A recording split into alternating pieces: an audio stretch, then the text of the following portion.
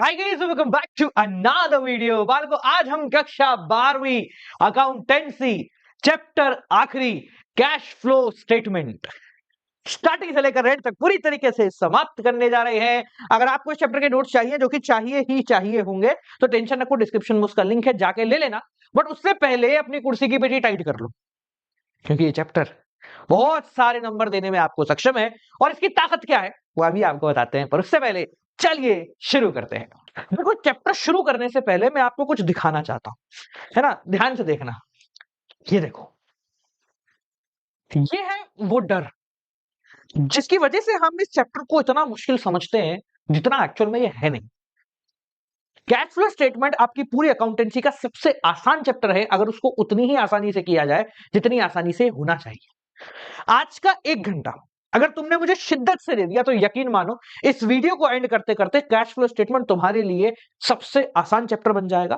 और मैं उन सभी बच्चों से जो कि एंड तक रुकेंगे, कमिटमेंट भी चाहता हूं, जब ये वीडियो एंड होगी, जब हम खत्म करेंगे इस 1 घंटे का सिनेरियो पूरा, जिसमें cash flow statement, format, question, important, adjustment, टेढ़े मेढ़े एडजस्टमेंट सब कुछ कर लेंगे, तो एंड में आपका रिस्पॉन्स मैं जानना चाहूंगा कि यार मजा आ गया सर, मतलब हो गया कैश फ्लो स्टेटमेंट, अब मुश्किल नहीं लगेगा। बस आपको करना क्या है, कान में ईयरफोन लगाओ, और नहीं है तो खाली एक शांत कमरे में बैठ जाइए, पेन पेपर ले लीजिए साथ में, ठीक है? चाहे तो अकाउंटेंसी की एक पुस्तक खोल लीजिए और लेट्स गेट स्टार्टेड। बहुत मजा आने वाला है, ठीक है? डरो मत, कुछ नहीं है, ये याद ही नहीं करना है, कभी भी नहीं करना होता है। किसको याद है, किसी को याद नहीं, मेरे को तक याद नहीं है, तुम क्या याद कर लोगे? चलो शुरुआत करते हैं, बात करते हैं देखो कॉन्सेप्ट से कि कैश फ्लो स्टेटमेंट होता क्या है। सिंपल भाषा में बोले तो कैश फ्लो स्टेटमेंट का मतलब है, कंपनी एक ऐसा स्टेटमेंट बनाती है, बेसिकली एक ऐसा डॉक्यूमेंट क्रिएट करती है जिसमें वो ये बताती है कि पूरे साल में हमारा पैसा कहां कहां कैसे कैसे चला गया। क्या बताती है कि हमारा पैसा पूरे साल में कहां कहां कैसे कैसे चला गया। फर्ज कीजिए कंपनी के पास शुरुआत में थे 1 लाख रुपए, साल एंड होते होते हमारे पास रह गए 40,000 रुपए। तो आपका जो कैश फ्लो स्टेटमेंट है वो ज्यादा कुछ नहीं, वो ये बताएगा कि ये 60,000 रुपए जो है ये कहां गए, ये कहां चले गए। बस इसके अलावा कैश फ्लो स्टेटमेंट कुछ भी नहीं बताता है। बेसिकली ये कहां चले गए इसको बताने के लिए as per accounting standard 3 cash flow statement को 3 अलग अलग एक्टिविटीज में डिवाइड किया गया है: ऑपरेटिंग, इन्वेस्टिंग एंड फाइनेंसिंग। अगर पहले तीनों का मतलब समझे तो वो देखो, ऑपरेटिंग का मतलब होता है कि बिजनेस रिलेटेड, जो हम कोर बिजनेस कर रहे हैं उससे रिलेटेड खर्चे, जैसे करंट एसेट्स में कम होना, ज्यादा होना, सैलरी होना, वेजेस होना, टैक्स पे करना, ये सब कुछ या करंट लाइबिलिटी, ये ऑपरेटिंग में आता है। बस बिजनेस चलते, बिजनेस से जो खर्चे निकले। इन्वेस्टिंग के अंदर आता है एसेट रिलेटेड खर्चे। एसेट कौन से? फिक्स्ड एसेट बेसिकली बोलेंगे अपन, ठीक है? ऐसे खर्चे जो कि लॉन्ग टर्म में हमको फायदा देंगे, एसेट्स खरीदना, एसेट्स बेचना, गुडविल इंक्रीज हो जाना, ये सारी चीजें जो है वो इसके अंदर आ रही होती है, या कहीं और से कोई कमाई, हमने कोई इन्वेस्टमेंट किया, वहां से कोई कमाई है। फाइनेंसिंग के अंदर आता है हमारा कैपिटल स्ट्रक्चर, यानी कि सिंपल भाषा में बोले तो हमने कितने शेयर्स इशू किए हैं, ठीक है, उससे पैसा आया, डिवेंचर इशू किए, उससे पैसा आया, शेयर का पेमेंट कर दिया, डिविडेंड दे दिया, ये सारी चीजें हमारी इसके अंदर आती है। तो सिंपल भाषा में ये 60,000 रुपए का क्या हुआ, ये हम इन 3 कैटेगरीज के अंदर बांटेंगे। सोच के देखो कि आपके पास है ना एक स्टोर रूम में बहुत सारा कचरा पड़ा हुआ है, बहुत सारा। हम कुछ नहीं कर रहे, हम बस ये देख रहे हैं इसमें से कितना कचरा इलेक्ट्रॉनिक्स का है, कितना कचरा स्टेशनरी बुक्स का है, और कितना कचरा मिसलिनियस अलग इधर उधर का है। बस ये छांटने के काम को बोलते हैं कैश फ्लो स्टेटमेंट। यहां तक क्लियर हो गया सबको? अब एक और चीज, जैसा कि मैंने आपको बोला कि कैश फ्लो स्टेटमेंट का मेन मकसद होता है कि ये 60,000 रुपए कहां गए ये पता करना। Before even starting the question, starting करने से पहले मुझे पता होगा कि इस क्वेश्चन में operating plus investing plus financing, इसका आंसर क्या है, इन तीनों को ऐड करने से क्या आंसर आ रहा होगा। यानी इन शॉर्ट, आपको अगर कैश फ्लो स्टेटमेंट का पूरा क्वेश्चन मिला, जो कि आजकल कम मिलता है, पर अगर मिल गया तो आपको क्वेश्चन शुरू करने से पहले पता होगा कि आंसर क्या आने वाला है। कैसे? जैसे मान लो शुरुआत में कैश एंड कैश इक्विवेलेंट। देखो, धंधे की बात कर रहे हैं तो सिर्फ कैश नहीं होता, कैश होता है, बैंक का स्टेटमेंट होता है, मार्केटेबल सिक्योरिटी, मतलब ऐसी चीजें जो करंट इन्वेस्टमेंट की कैटेगरी में आती है, जिनको हम जल्दी से कैश में कन्वर्ट कर सकते हैं, तो वो सब कैश एंड कैश इक्विवेलेंट कहलाता है। तो साल की शुरुआत में पर cash and cash equivalent 1 lakh था, एंड में हो गया मेरा 40,000। तो मैं क्लियर कट बता दूंगा कि इन बिटवीन द ईयर मैंने 60,000 यूज कर लिया है, और that is what operating plus investing plus financing होना चाहिए। ठीक है, यानी कि एज पर दिस एग्जांपल ये 60,000 जो है वो मेरा आंसर हो जाएगा बिना एक पेन को उठाए। समझ रहे हो? तो without even touching the pen I know कि हाँ मेरा आंसर जो है वो 60,000 होने वाला है। यहां तक क्लियर हो गया सबको? इजी है। ठीक है, देखो अब मैं इधर उधर की बातें नहीं करूंगा, क्योंकि मुझे पता है कि कैश फ्लो स्टेटमेंट है ना हमें डराता है। जब हम फॉर्मेट की बात करते हैं, सर इतना बड़ा फॉर्मेट है कैसे याद करेंगे? ठीक है, तो इस डर को कैसे खत्म करना है मैं आपको एक छोटे से एग्जांपल से समझाता हूं, आपको बहुत ज्यादा मजा आएगा। मैं अगर आपसे एक सवाल पूछूं कि पुदीने की चटनी बनानी है, क्या बोला? पुदीने की चटनी बनानी है तो कैसे बनाओगे? तो आप बोलोगे कि सर ग्राइंडर लो, उसमें क्या कहते हैं पुदीना डाल दो, उसमें मिर्ची और क्या कहते हैं और क्या क्या डालते हैं भाई, पानी डाल दो, मिर्ची डाल दो, ये दो चार चीजें डाल दीजिए और चटनी बन के तैयार हो जाएगी। यस और नो? अरे हाँ बोलो। पर मैं बोलता हूं कि आपने कुछ चीजें मिस कर दी। क्या मिस कर दिया है? आपने दो चीजें मिस करी।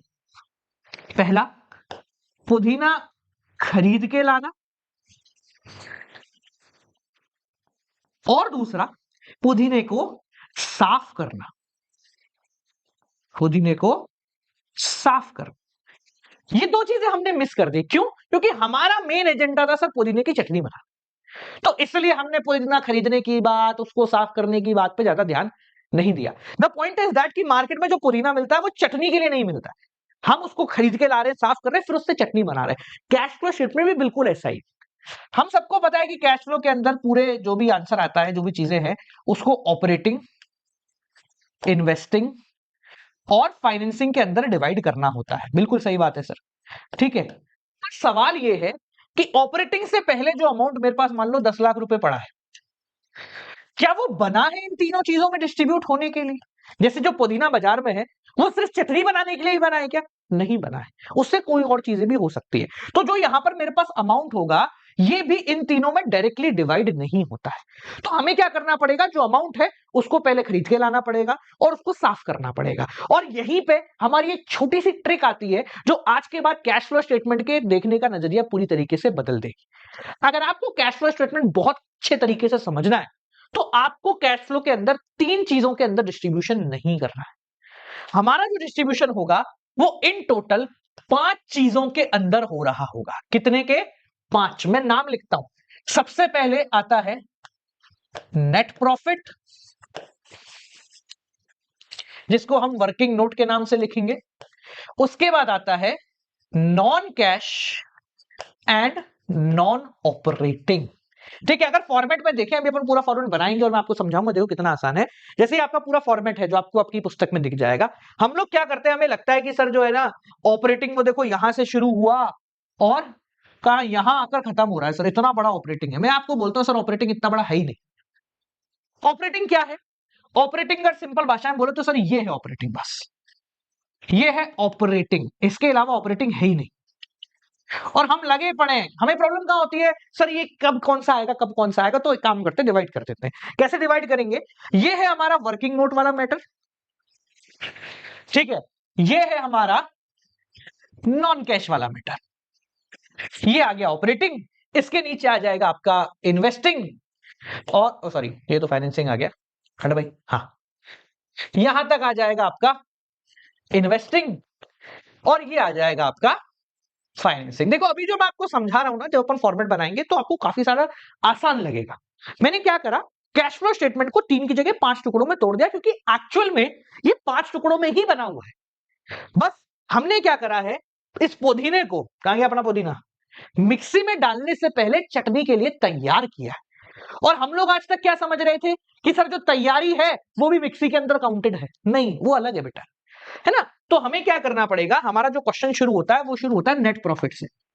अब देखो नेट प्रॉफिट का मतलब क्या होता है, हमने पूरे साल में कितना धंधा किया है, कितना बिजनेस किया है, ठीक है, उससे कितना प्रॉफिट बन गया है। इसमें बहुत सारी चीजें होती हैं, डेप्रिसिएशन भी होता है, टैक्स भी होता है, कुछ अपन प्रॉफिट बढ़ाने, प्रॉफिट को कम करने के लिए, टैक्स बचाने के लिए दो चार जुगाड़ भी कर देते हैं, ऐसे रिजर्व में ट्रांसफर कर दिया पैसा, थोड़ा अंदर डिटेबल कर दिया।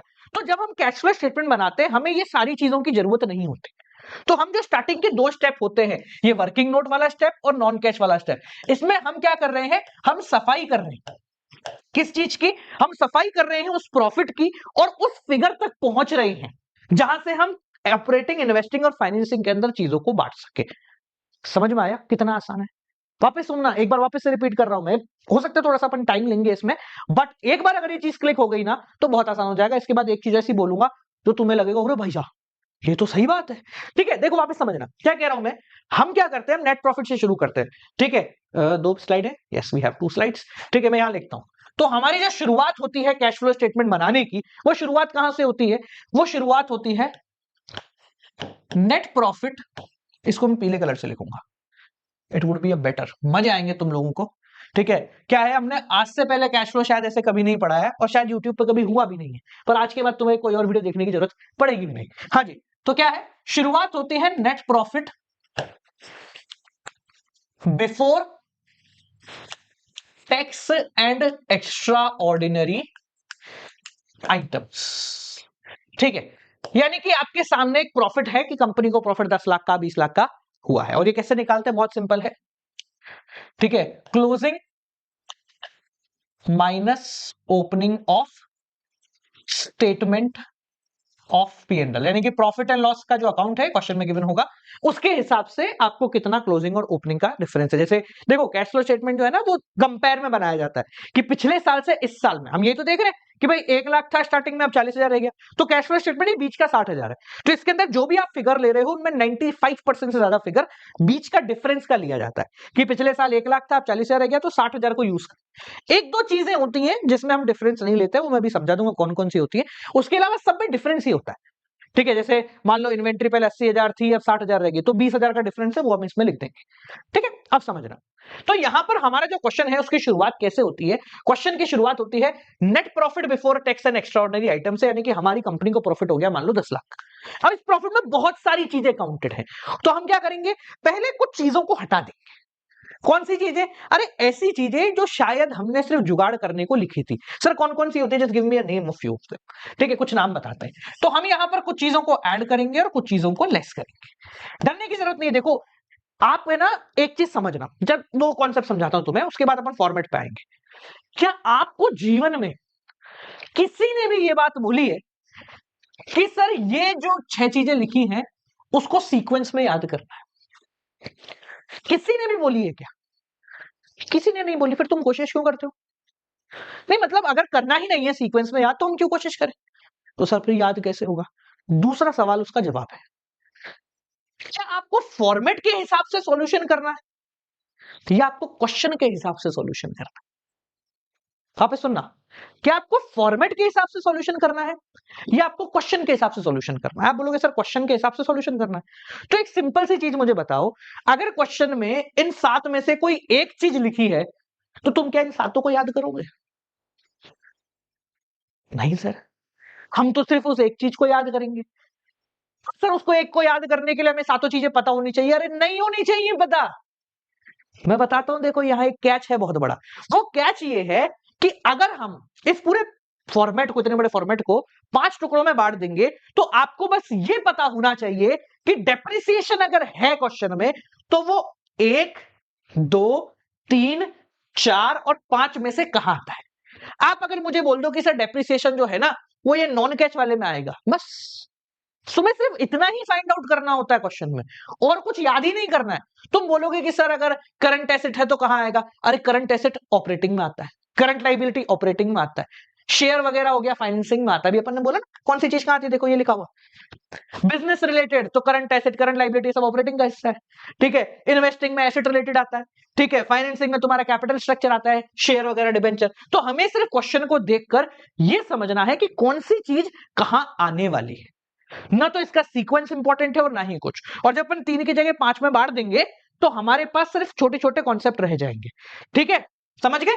आगे बढ़े। कैश फ्लो स्टेटमेंट को आसान करने का तरीका क्या हुआ, बस पता होना चाहिए सर कि इन 5 में से कौन सी चीज कहां पर आने वाली है। ठीक है, 3 तो हम समझ गए सर, ऑपरेटिंग में क्या आता है, धंधे से रिलेटेड, इन्वेस्टिंग में सर एसेट रिलेटेड, फाइनेंसिंग में सर वो क्या कहते हैं अपना, उससे रिलेटेड शेयर से और डिवेंचर से। अब ये जो बाकी 2 बचे इसमें क्या क्या आता है इसको अपन शुरू करते हैं। ठीक है, तो सबसे पहले अगर अपन बात कर रहे हैं कि सर हमने प्रॉफिट लिया है, प्रॉफिट में बहुत सारी चीजें क्लटर्ड है, तो हम 4-5 चीजें इसमें से ऐड करेंगे और 4-5 चीजें हटाएंगे। देखो इनका लॉजिक क्या होता है, लॉजिक बस ये होता है कि कैश फ्लो स्टेटमेंट में इनफ्लो पैसा आ रहा है तो जोड़ो, जा रहा है तो हटा दो। पर प्रॉफिट जो है इसमें कई सारी चीजें ऐसी होती है जिसमें पैसा नहीं गया, सिर्फ प्रॉफिट को घुमाया अपन ने। जैसे सर हमने मान लो ट्रांसफर टू रिजर्व करा, ट्रांसफर टू रिजर्व, ठीक है, मैंने बोल दिया भाई 1 लाख रुपए मैंने रिजर्व में डाल दिया। अरे भैया रिजर्व तो तेरा ही है, तो पैसे तेरे पास ही हैं। तो रिजर्व में डालते बेसिकली हम प्रॉफिट को कम करने के लिए, पर एक्चुअल में पैसा कहीं नहीं जाता है उससे, तो ट्रांसफर टू रिजर्व यहां पर ऐड हो जाएगा। इसके बाद 2-4 चीजें और हैं, जैसे प्रपोज्ड डिविडेंड, प्रपोज्ड डिविडेंड, ठीक है, प्रपोज्ड डिविडेंड करंट ईयर का ऐड किया जाता है। सर क्यों ऐड किया जाता है? देखो ज्यादा अपन लॉजिक में नहीं चलेंगे, सिंपल भाषा बता देता हूं। प्रपोज मतलब देना है, अपन ने कहा है देंगे, अभी दिया नहीं है ना, तो ऐड कर दो करंट ईयर का, ठीक है। इसके अलावा sir interim dividend, interim dividend paid, जो हमने करंट ईयर का इंटरिम डिविडेंड पे किया है, मतलब डिविडेंड का पैसा दिया है। सर अभी डिविडेंड जो है ये तो शेयर से रिलेटेड है, तो ये यहां क्यों आया? ये छटाई हो रही है और सफाई हो रही है। हम छाट छूट करके बिल्कुल ऐसा बढ़िया सा अपना चमकता हुआ प्रॉफिट तैयार कर देंगे जो तीनों में बढ़ जाएगा, ठीक है। तो इस प्रॉफिट में अभी डिविडेंड वगैरह सब है, तो डिविडेंड देने से कैश चला जाता है, हमने कहा अभी तो तू वापस आ जा, इन्वेस्टिंग लिखेंगे ना वहां पर अपन इसको माइनस कर देंगे। तो अभी अपन सब कुछ साफ वाफ कर रहे हैं, ठीक है। एक और चीज होती है sir provision for tax. Sir ये याद कैसे रहेगा? सवाल तो वहीं आ गया ना याद कैसे रहेगा? देखो अभी समझाता हूं कैसे याद रहेगा, ठीक है। ये भी करंट ईयर का, बस इसके अंदर 2-3 चीजें हैं जो करंट ईयर की लेनी पड़ती है, बाकी कुछ भी नहीं है, ठीक है। लेस क्या होता है सर? सर इसमें लेस हो जाता है तुम्हारा refund of tax, refund of tax, ठीक है, इफ एनी, अगर कुछ है तो। हाँ सर, और एक होता है एक्स्ट्रा ऑर्डिनरी आइटम जो कभी नहीं आते तुम्हारे ठीक है, तो इसको बस फॉर्मेलिटी के लिए अपन लिख देते हैं, ठीक है। पहले मैं इन सारी चीजों को लिखता हूं, फिर आपको बताता हूं आपको याद कैसे होगा ये। देखो मैं कोई ऐसा शॉर्ट फॉर्म वगैरह नहीं बताऊंगा, है ना, कि ये लो ये लो, ठीक है, इसको भी यहां लिख देते हैं अपन, ठीक है। ये करके एक तुम्हारे पास नंबर आ जाएगा जो बताएगा कि तुम्हारा नेट प्रॉफिट टैक्स देने से पहले कितना था, तुम्हारा टैक्स देने से पहले प्रॉफिट कितना था, ठीक है ना, ताकि हम इसको ऑपरेटिंग में यूज कर सके, मतलब वो दिन अपन घर पे ले आए, ठीक है। तो यहां लिख देते हैं net profit before tax and extra ordinary item. हाँ सर, अब बताओ सर ये याद कैसे होंगी? 5-6 चीजें तुम्हें याद ही नहीं करनी, मैंने कब बोला याद करनी? मैं एक सिंपल सवाल पूछता हूं, प्रोविजन फॉर टैक्स कहां आता है? अगर तुमको क्वेश्चन में प्रोविजन फॉर टैक्स लिखा हुआ दिख गया, तो क्या तुम इस बात को ओके हो कि हाँ सर वर्किंग नोट में आता है, ये वर्किंग नोट है अपना, बस तुम्हें बस ये याद रखना है कि हाँ सर वर्किंग नोट में जाने वाली चीज है। वर्किंग नोट में कितनी चीजें आती है ये याद नहीं रखना है, बस अगर किसी चीज को देखो तो याद करो, हाँ ठीक है। जैसे हमारी क्लास में अगर 50 बच्चे, तो हमें 50 के 50 आने वाले 10 साल बाद याद नहीं रहेंगे, पर अगर किसी को देख लेंगे तो हमें याद आ जाएगा, अरे हाँ ये तो क्लास वाला बच्चा है। हम याद नहीं रख रहे किसी को, पर देखने के बाद हमें समझा रहे ये तो वो वाला है, ठीक है। जैसे मैंने बोला इंटरिम डिविडेंड कहीं लिखा हुआ है, तो तुम्हें याद आ रहा है हाँ इंटरिम डिविडेंड तो यहीं कहीं आ रहा था वर्किंग नोट में, बस इतना याद रखना होता है हम लोगों को, ठीक है। बस वो फॉर्मेट रटाने पे लगे हुए, फॉर्मेट याद नहीं करना, ठीक है। चलो यहां जाते हैं, तो ये है net profit before tax and extraordinary item, मतलब प्रॉफिट में हमने थोड़ी बहुत छेड़खानी की है, ठीक है। तो ये पहली चीज आपकी क्लियर हो गई यहाँ पर, ठीक है। लोग याद करते हैं सर ट्रांसपोर्ट टू रिजर्व होगा, प्रपोज डिविडेंड होगा, अरे कुछ नहीं याद करना, चल। हाँ, इसके बाद देखो भी हमारा प्रॉफिट जो है वो थोड़ा सा सही हुआ है पर क्लियर नहीं हुआ। अब क्लियर होने के लिए क्या क्या चाहिए? धनिए पुदीने की सर सफाई करनी पड़ेगी, है ना, सफाई करनी पड़ेगी। सफाई का मतलब ऐसी चीजें जो काम की नहीं है। काम की नहीं है कौन सी सर? देखो यहाँ लिखा हुआ है, हेडिंग ही लिखी हुई है तुम्हारी किताब में सब कुछ, ठीक है। देखो कहां लिखा हुआ, मैं लिखता हूं इसको, ये लिखी हुई है हेडिंग, किताब है तो देख लेना, नहीं है तो यहाँ देखो कितनी है, अच्छा ठीक है। मेरे को और स्पेस चाहिए होगी, ठीक है, एक स्लाइड और ऐड कर लेते हैं इसमें तो बढ़िया रहेगा, है ना, तुम लोग भी समझ जाओगे, मजा आएगा। डुप्लीकेट अभी क्वेश्चन भी करेंगे और क्वेश्चन के बाद समझेंगे कि हमने क्या गलती करी थी आज तक। हाँ भाई, तो हम वो सब करने के बाद कहां पहुंच गए? हम वो सब करने के बाद पहुंच गए हैं net profit before tax and extra ordinary items पे। इसकी एक वैल्यू आ गई है हमारे सामने कि हाँ सर इतनी वैल्यू है। अब क्या करना है, हमें एडजस्टमेंट करना है उन चीजों का जो काम की नहीं है। कौन सी चीजें सर? पीले कलर में लिखूंगा, adjustment for non cash and non operating, बस ये इंपॉर्टेंट, खत्म हो गया तुम्हारा पूरा क्वेश्चन। यानी कि अब मैं उन चीजों को लिखूंगा जो कैश की नहीं है। गलती से देखो प्रॉफिट में तो सब आता है ना भाई, जैसे डेप्रिसिएशन है उसमें कैश कहीं नहीं जाता, बस प्रॉफिट कम करने के लिए दिखाया जाता है। तो अब जो मेरा यहां पर काम होगा वो ये होगा कि जो नॉन कैश है, जो कैश का है ही नहीं, उसको मैं सही कर दूं। जैसे डेप्रिसिएशन से प्रॉफिट कम हो गया, पर कैश तो कम नहीं हुआ, तो मैं यहां पर उसको वापस ऐड कर दूंगा कि भैया गलती हो गई, ये कैश फ्लो बनाने के लिए आपकी जरूरत नहीं। तो डेप्रिसिएशन ऐड करने का मतलब है कि मैं उसके इफेक्ट को खत्म करूंगा। ठीक है, अब देखो यहां पर एक तो नॉन कैश लिखा हुआ है और एक नॉन ऑपरेटिंग लिखा हुआ है। कल हमने ना एक वो किया था, क्या कहते हैं, प्रैक्टिकल एग्जाम। तो प्रैक्टिकल एग्जाम में ये एक सवाल पूछा था कि भैया तुम्हारा ये मान लो क्या कहते हैं इंटरेस्ट जो है वो कहां आता है। तो बहुत सारे बच्चों ने मुझे बोला कि सर जो इंटरेस्ट है वो आपका आ रहा होता है किसमें, एक तो फाइनेंसिंग में आता है सर, ऑपरेटिंग में भी आता है। अबे ऑपरेटिंग में कैसे आएगा इंटरेस्ट? तो उन्होंने बोला सर ऐड तो होता है, आप कैसी बात कर रहे हो, ऐड तो होता है ना। तो यहां पर पॉइंट है कि सर वो नॉन ऑपरेटिंग का हिस्सा, नॉन ऑपरेटिंग का मतलब है कि ऑपरेटिंग का पार्ट ही नहीं है, इसलिए हम उसको लिख रहे हैं। तो it is not a part, बस ये नॉन ऑपरेटिंग है, मतलब सफाई कर रहे हैं हम लोग कि जो ऑपरेटिंग में नहीं है उसको यहां से हटा दो। ठीक है, क्या क्या ऐड करते हैं, क्या क्या लेस करते हैं, अगेन याद रखना, आपको याद नहीं रखना है, आपको कुछ भी याद नहीं रखना है, आपको बस समझना है कि हाँ सर ये यहां है, याद आना चाहिए। डेप्रिसिएशन का है, अरे सर इनमें से कोई है। ठीक है, तो क्या क्या आता है देखिए, सबसे पहले आता है depreciation. Depreciation again remember not necessary, sequence क्या है, कोई याद नहीं रखने वाला सीक्वेंस, मुझे याद नहीं है तुम कैसे याद रखोगे बेटा। ठीक है, इसके अलावा जो इंटरेस्ट वगैरह होता है वो भी आ जाता है, इंटरेस्ट ऑन लोन। ठीक है, लोन पे जो इंटरेस्ट हुआ है वो इसके अंदर काउंट कर लिया जाएगा। देखो ये लिखे हुए सब सब लिखा हुआ है, ये 6-7 चीजें, अपन 6-7 लिखने की जरूरत नहीं है। ठीक है, बस आपको पता होना चाहिए जो इधर उधर की चीजें, जैसे कि इधर की कमाई हो गई, ठीक है, इंटरेस्ट जो आपने दे दिया, ठीक है, वो सब इसके अंदर आ जाएगा। इंटरेस्ट ऑन बोरोइंग है, इंटरेस्ट ऑन लोन है। ठीक है, लिखो लिखो, यहाँ लिख देते चलो, किधर गया ये रहा। इंटरेस्ट ऑन लोन हो गया, डिबेंचर हो गया, बैंक लोन हो गया, गुडविल वगैरह खत्म हो गई, गुडविल अमोर्टाइज, अमोर्टाइज का मतलब खत्म हो गई, कम हो गई गुडविल। ठीक है, तो आपको लिखना है। ठीक है सर, अमाउंट कैसे लिखेंगे इसका, अरे डिफरेंस दोनों का, पिछले साल डेप्रिसिएशन 70,000 का था, इस साल अब 90,000 का हो गया, तो चेंज इन डेप्रिसिएशन 20,000। ठीक है, इंटरेस्ट ऑन लोन 10% था पुराना, अब बढ़ गया 10%, तो उसका लिख दो। गुडविल पहले 1 लाख थी, अब 70,000 रहेगी, 30,000 कम हो गई, वो लिख दो। ठीक है, और कौन कौन सी चीजें होती हैं, loss on sale of fixed assets, fixed assets को बेचने पे अगर हमें कोई लॉस हुआ है तो उसको हम यहाँ पर ऐड कर देंगे। क्यों करेंगे, अरे यहाँ का पार्ट ही नहीं है ना भैया, लॉस होने से कोई कैश तो गया ही नहीं। ठीक है, एक increase in PBD, increase in PBD, provision for bad and doubtful depth. Sir याद करना है, नहीं करना है, मैं बोला पीबीडी कहाँ आता है, क्वेश्चन में दिख गया पीबीडी, अरे नॉन कैश का हिस्सा है भैया। अरे क्वेश्चन में दिख गया इंटरेस्ट, अरे नॉन कैश का हिस्सा है भैया, बस इतना पता होना चाहिए। ठीक है, लेस क्या क्या करते हैं देखो इसमें से, पहले तो खर्चे यहां लिखे, तो कमाई, क्योंकि वो कमाई जो तुमने करी है ना भैया, वो तो इन्वेस्टिंग करके करी है। तुमने अगर कहीं से मान लो पैसा लगाया था शेयर्स में और पैसे कमा लिए, तो आपका मेन धंधा तो वो है नहीं, फाइनेंसिंग कंपनी अगर आप नहीं हो तो वो मेन धंधा है नहीं आपका। तो भैया ऑपरेटिंग में क्या करेगा वो, तो पहले उसको ऑपरेटिंग में से गायब करो कि नहीं नहीं यहाँ नहीं लिखना है, अलग कर दो, अभी हटा दो, धो के कचरा वचरा साफ करो इसका। ठीक है, तो कहां से, income, interest income, interest, rental, dividend, ये तीनों प्रकार की जो इनकम है ना, इसको हटा दो। इंटरेस्ट कहीं से कमाया तो इन्वेस्ट करके कमाया, तो इन्वेस्टिंग का पार्ट है ये, इसलिए हमने यहाँ पे लेस कर दिया इसको। रेंट तुमने कहीं लिया और वहां से पैसा आ गया, तो ये भी इन्वेस्टिंग है। डिविडेंड ये भी उसी का पार्ट हो गया। ठीक है, तो ये जो है ये आपकी इनकम है, इसको यहां से हटा देंगे। यहाँ पर लॉस ऑन सेल है तो यहाँ पर गेन ऑन सेल कर दो, और फिक्स्ड एसेट या इंक्रीज इन पीबीडी है तो यहाँ पर डिक्रीज इन पीबीडी। ठीक है, हम ऑपरेटिंग पे नहीं है, ये ऑपरेटिंग से पहले नॉन कैश की हेडिंग है, बस ये हेडिंग आपके काम की है, ये हेडिंग समझ गए तो काम हो जाएगा।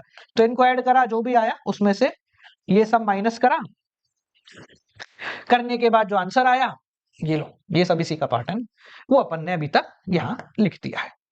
ठीक है, ये माइनस करके फाइनल आंसर आएगा। देखो ये रहा, कहां पहुंच गए अपन, यहां पहुंच गए सर अपन, ये रहा लो। ठीक है जी, अब यहां तक हमारी सफाई हो चुकी है, मिक्सी में डालना आप। अगर आपने यहां तक का समझ लिया है तो याद रखो, हो गया तुम्हारा कैश फ्लो स्टेटमेंट, खत्म हो गया। ये तो बेवकूफ बनाते हैं, ये है ही नहीं बेवकूफ बना रहे हो तुम हमें, ये भी नहीं है, बेवकूफ बना रहे हो हमें, ये तो है ही नहीं कुछ, कितना आसान है, ये है ही नहीं सर, पार्ट ही नहीं है क्वेश्चन का, पता नहीं क्यों हमें दे देते हैं। ठीक है, तो यहां तक समझ में आ गया। मैं आपसे एक सवाल पूछता हूं, चलो दो चीजें आपके पास, अभी आपने क्या करा, वर्किंग नोट देखा और नॉन कैश देखा। रिजर्व, ट्रांसफर टू रिजर्व कहां पे आता है इन दोनों में से, ट्रांसफर टू रिजर्व अभी कह रहा था किसमें, सर वर्किंग नोट में आता है। ठीक है sir, loss on sale of fixed asset किसमें आता है, इसमें आता है। डेप्रिसिएशन किसमें आता है सर, इसमें आता है। मेरे को याद नहीं सीक्वेंस क्या है, मुझे याद नहीं इसमें 10 चीजें कौन सी आती है, मुझे बस ये याद है कि ये पर्टिकुलर चीज इसमें आती है, खत्म। इससे ज्यादा याद रखने की जरूरत भी नहीं है। ठीक है, तो हम कहां पर पहुंच गए, हम पहुंच गए हैं नॉन कैश को एडजस्ट करने के बाद, है ना, हम नॉन कैश खत्म कर चुके हैं, adjustment for non cash and non operating, यहां आ गया ये। ठीक है, अब इसमें क्या करना है सर, अब ऑपरेटिंग पे आ जाओ। ठीक है, अब ऑपरेटिंग, इन्वेस्टिंग और फाइनेंसिंग इन तीन में हम डिस्ट्रीब्यूट करेंगे। तो यहां लिखते हैं operating profit before working capital changes. ठीक है, ये पीले कलर में लिखना पड़ेगा आपको, मैंने व्हाइट में लिख दिया, ये लो मिटा देते हैं इसको, फिर आप पीले में लिखते हैं operating profit before working capital changes. जितना भी अपने को समय लग रहा है ना, वो सारा समय समझने का लग रहा है। ठीक है, एक बार अगर तुम समझ गए तो यकीन मानो इतना आसान हो जाता है कैश फ्लो स्टेटमेंट। मतलब मैं जब अपनी 12वीं में था ना, मेरे को बहुत डर लगता था, और ये मान के चलो मैंने पता है क्या जुगाड़ किया था, मैंने कितनी बड़ी पेपर वो ले लिया था शीट। ठीक है, उसमें है ना, जैसे वो होता है अपना रजिस्टर है, ये पूरा है, तो इसमें ये 2 साइड हटा दी थी, यहाँ पूरा फॉर्मेट बना दिया 2 पन्नों में। ठीक है, अब यहाँ पेंसिल से अमाउंट लिखता, मिटा देता, फिर लिखता, फिर मिटा देता, ऐसे करा था हमने। डर गया था, मैंने कहा ये कैसे याद होगा, फिर खुद ही दिमाग लगाया और फिर समझ में आया, अरे मैंने कहा यार ये तो बेवकूफ बना दिया हम लोग। ठीक है, तो ये पीला कलर आ गया, और एक प्रॉब्लम और है ना तुमको कि सर हम भूल जाते हैं, ये लिखना रह गया, वो लिखना है, देगा भी सब लिखना भी याद आएगा, ऐसे बोलोगे अरे और कितना आसान था, हम लोग बड़े मजा आते हैं। हाँ, operating profit before working capital changes, यानी कि अब हम पुदीना खरीद भी लाए, साफ भी कर लिया, अब बस तीनों में बांटना है। ठीक है, पहले ऑपरेटिंग में बांटना है। सो ऑपरेटिंग, ये रहा, किधर गया, ठीक है, देखो कैसे बांटते हैं, हटिया भाई, ले आओ भाई पेन पेपर, अबे कहां गया, हाँ ले भाई। एड, 2 चीजें होती हैं इसके अंदर बस, decrease in current asset, current asset जितने भी होंगे उनको वो जैसे कम होंगे वो यहां लिख देना, जितने कम हुए। Increase in current liability, increase in current liability, लियो भाई यहां लिख देना। एसेट कम हुए, 60,000 से 40 हो गए, जो 20,000 लिख दिया। लाइबिलिटी बढ़ गई तो यहां लिख दिया, कितनी डिफरेंस होगा ना वही लिखना है अपने को। अभी तक अपन ने समझा कि प्रोविजन और टैक्स वैक्स के अलावा सब में डिफरेंस कोई लिखा जाता है। ठीक है, लियो साहब लेस कर लो इसमें से। ठीक है, क्या लेस करा, छोटा बनाओ, यहाँ पे बना लूंगा यार, हाँ छोटा बनाते हैं, इधर भी बना लेंगे ना अपन, फाइनली यहीं पे खत्म कर लेंगे। अरे भाई हाँ, लेस उल्टा, increase in current asset and decrease in current liability. ठीक है, ब्रैकेट में लिखते हैं, मतलब माइनस है। ठीक है जी, ये लो, नहीं लाइन नहीं बनाऊंगा, हाँ हट। और इसमें ऐसा कुछ नहीं होता है 2 कॉलम बनते 3 कॉलम, तुम्हारी इच्छा होते बनाओ यार, कौन रोक रहा तुम। ठीक है जी, ये आ गया लो। अब सर एक सवाल है, सर मुझे पता ही नहीं करंट एसेट कौन से होते हैं, मुझे पता ही नहीं करंट लाइबिलिटी, अरे मत पता रहने दे मेरे भाई, क्वेश्चन में बैलेंस शीट आएगी बन के, उसमें हेडिंग लिखी होगी करंट एसेट, वो सारे करंट एसेट हो गए, हेडिंग लिखी करंट लाइबिलिटी, वो सारी करंट लाइबिलिटी हो गई, खत्म, दिमाग ही नहीं लगाना है अपने को। ठीक है, ये लो, ऑपरेटिंग का बस इतना ही है, ये छोटा सा पार्ट बोला ना अपन ने, ये ऑपरेटिंग का पार्ट इतना सा है। अब इसमें से टेक्स्ट हटेगा बस, और कुछ नहीं होगा। देखो फॉर्मेट साथ साथ में इसलिए दिखा रहा हूं ताकि तुम अपनी किताब से भी टैली कर पाओ। ठीक है, तो अपन यहां पर आ गए, ये यहां तक हो गया अपना खत्म। ठीक है, अब इसमें क्या है, इन जो भी अपन ने करा है उस सबको ऐड करा तो अपने पास आ गया, सफाई हो गया पूरा, आ गया हाँ, कैश जनरेटेड फ्रॉम ऑपरेशन। ठीक है, अभी छटाई वटाई करके हमारे पास आ गया है कैश जनरेटेड फ्रॉम ऑपरेशन। ठीक है, कि कितना पैसा हमने बनाया है। अब टैक्स वैक्स को हटा देते हैं इसमें से, लेस इनकम टैक्स पेड। ठीक है, इनकम टैक्स पेड क्वेश्चन में मेंशन होगा, और नहीं मेंशन होगा तो provision for tax, provision for tax of previous year, पिछले साल का जो प्रोविजन होता है इस साल का टैक्स होगा। क्वेश्चन में मेंशन है तो बात अलग है, नहीं मेंशन तो बाय डिफॉल्ट हाँ भाई पिछले साल जो तूने रख रखा था वो दे दिया होगा, सिंपल सी बात है। ठीक है, ये आ गया आपका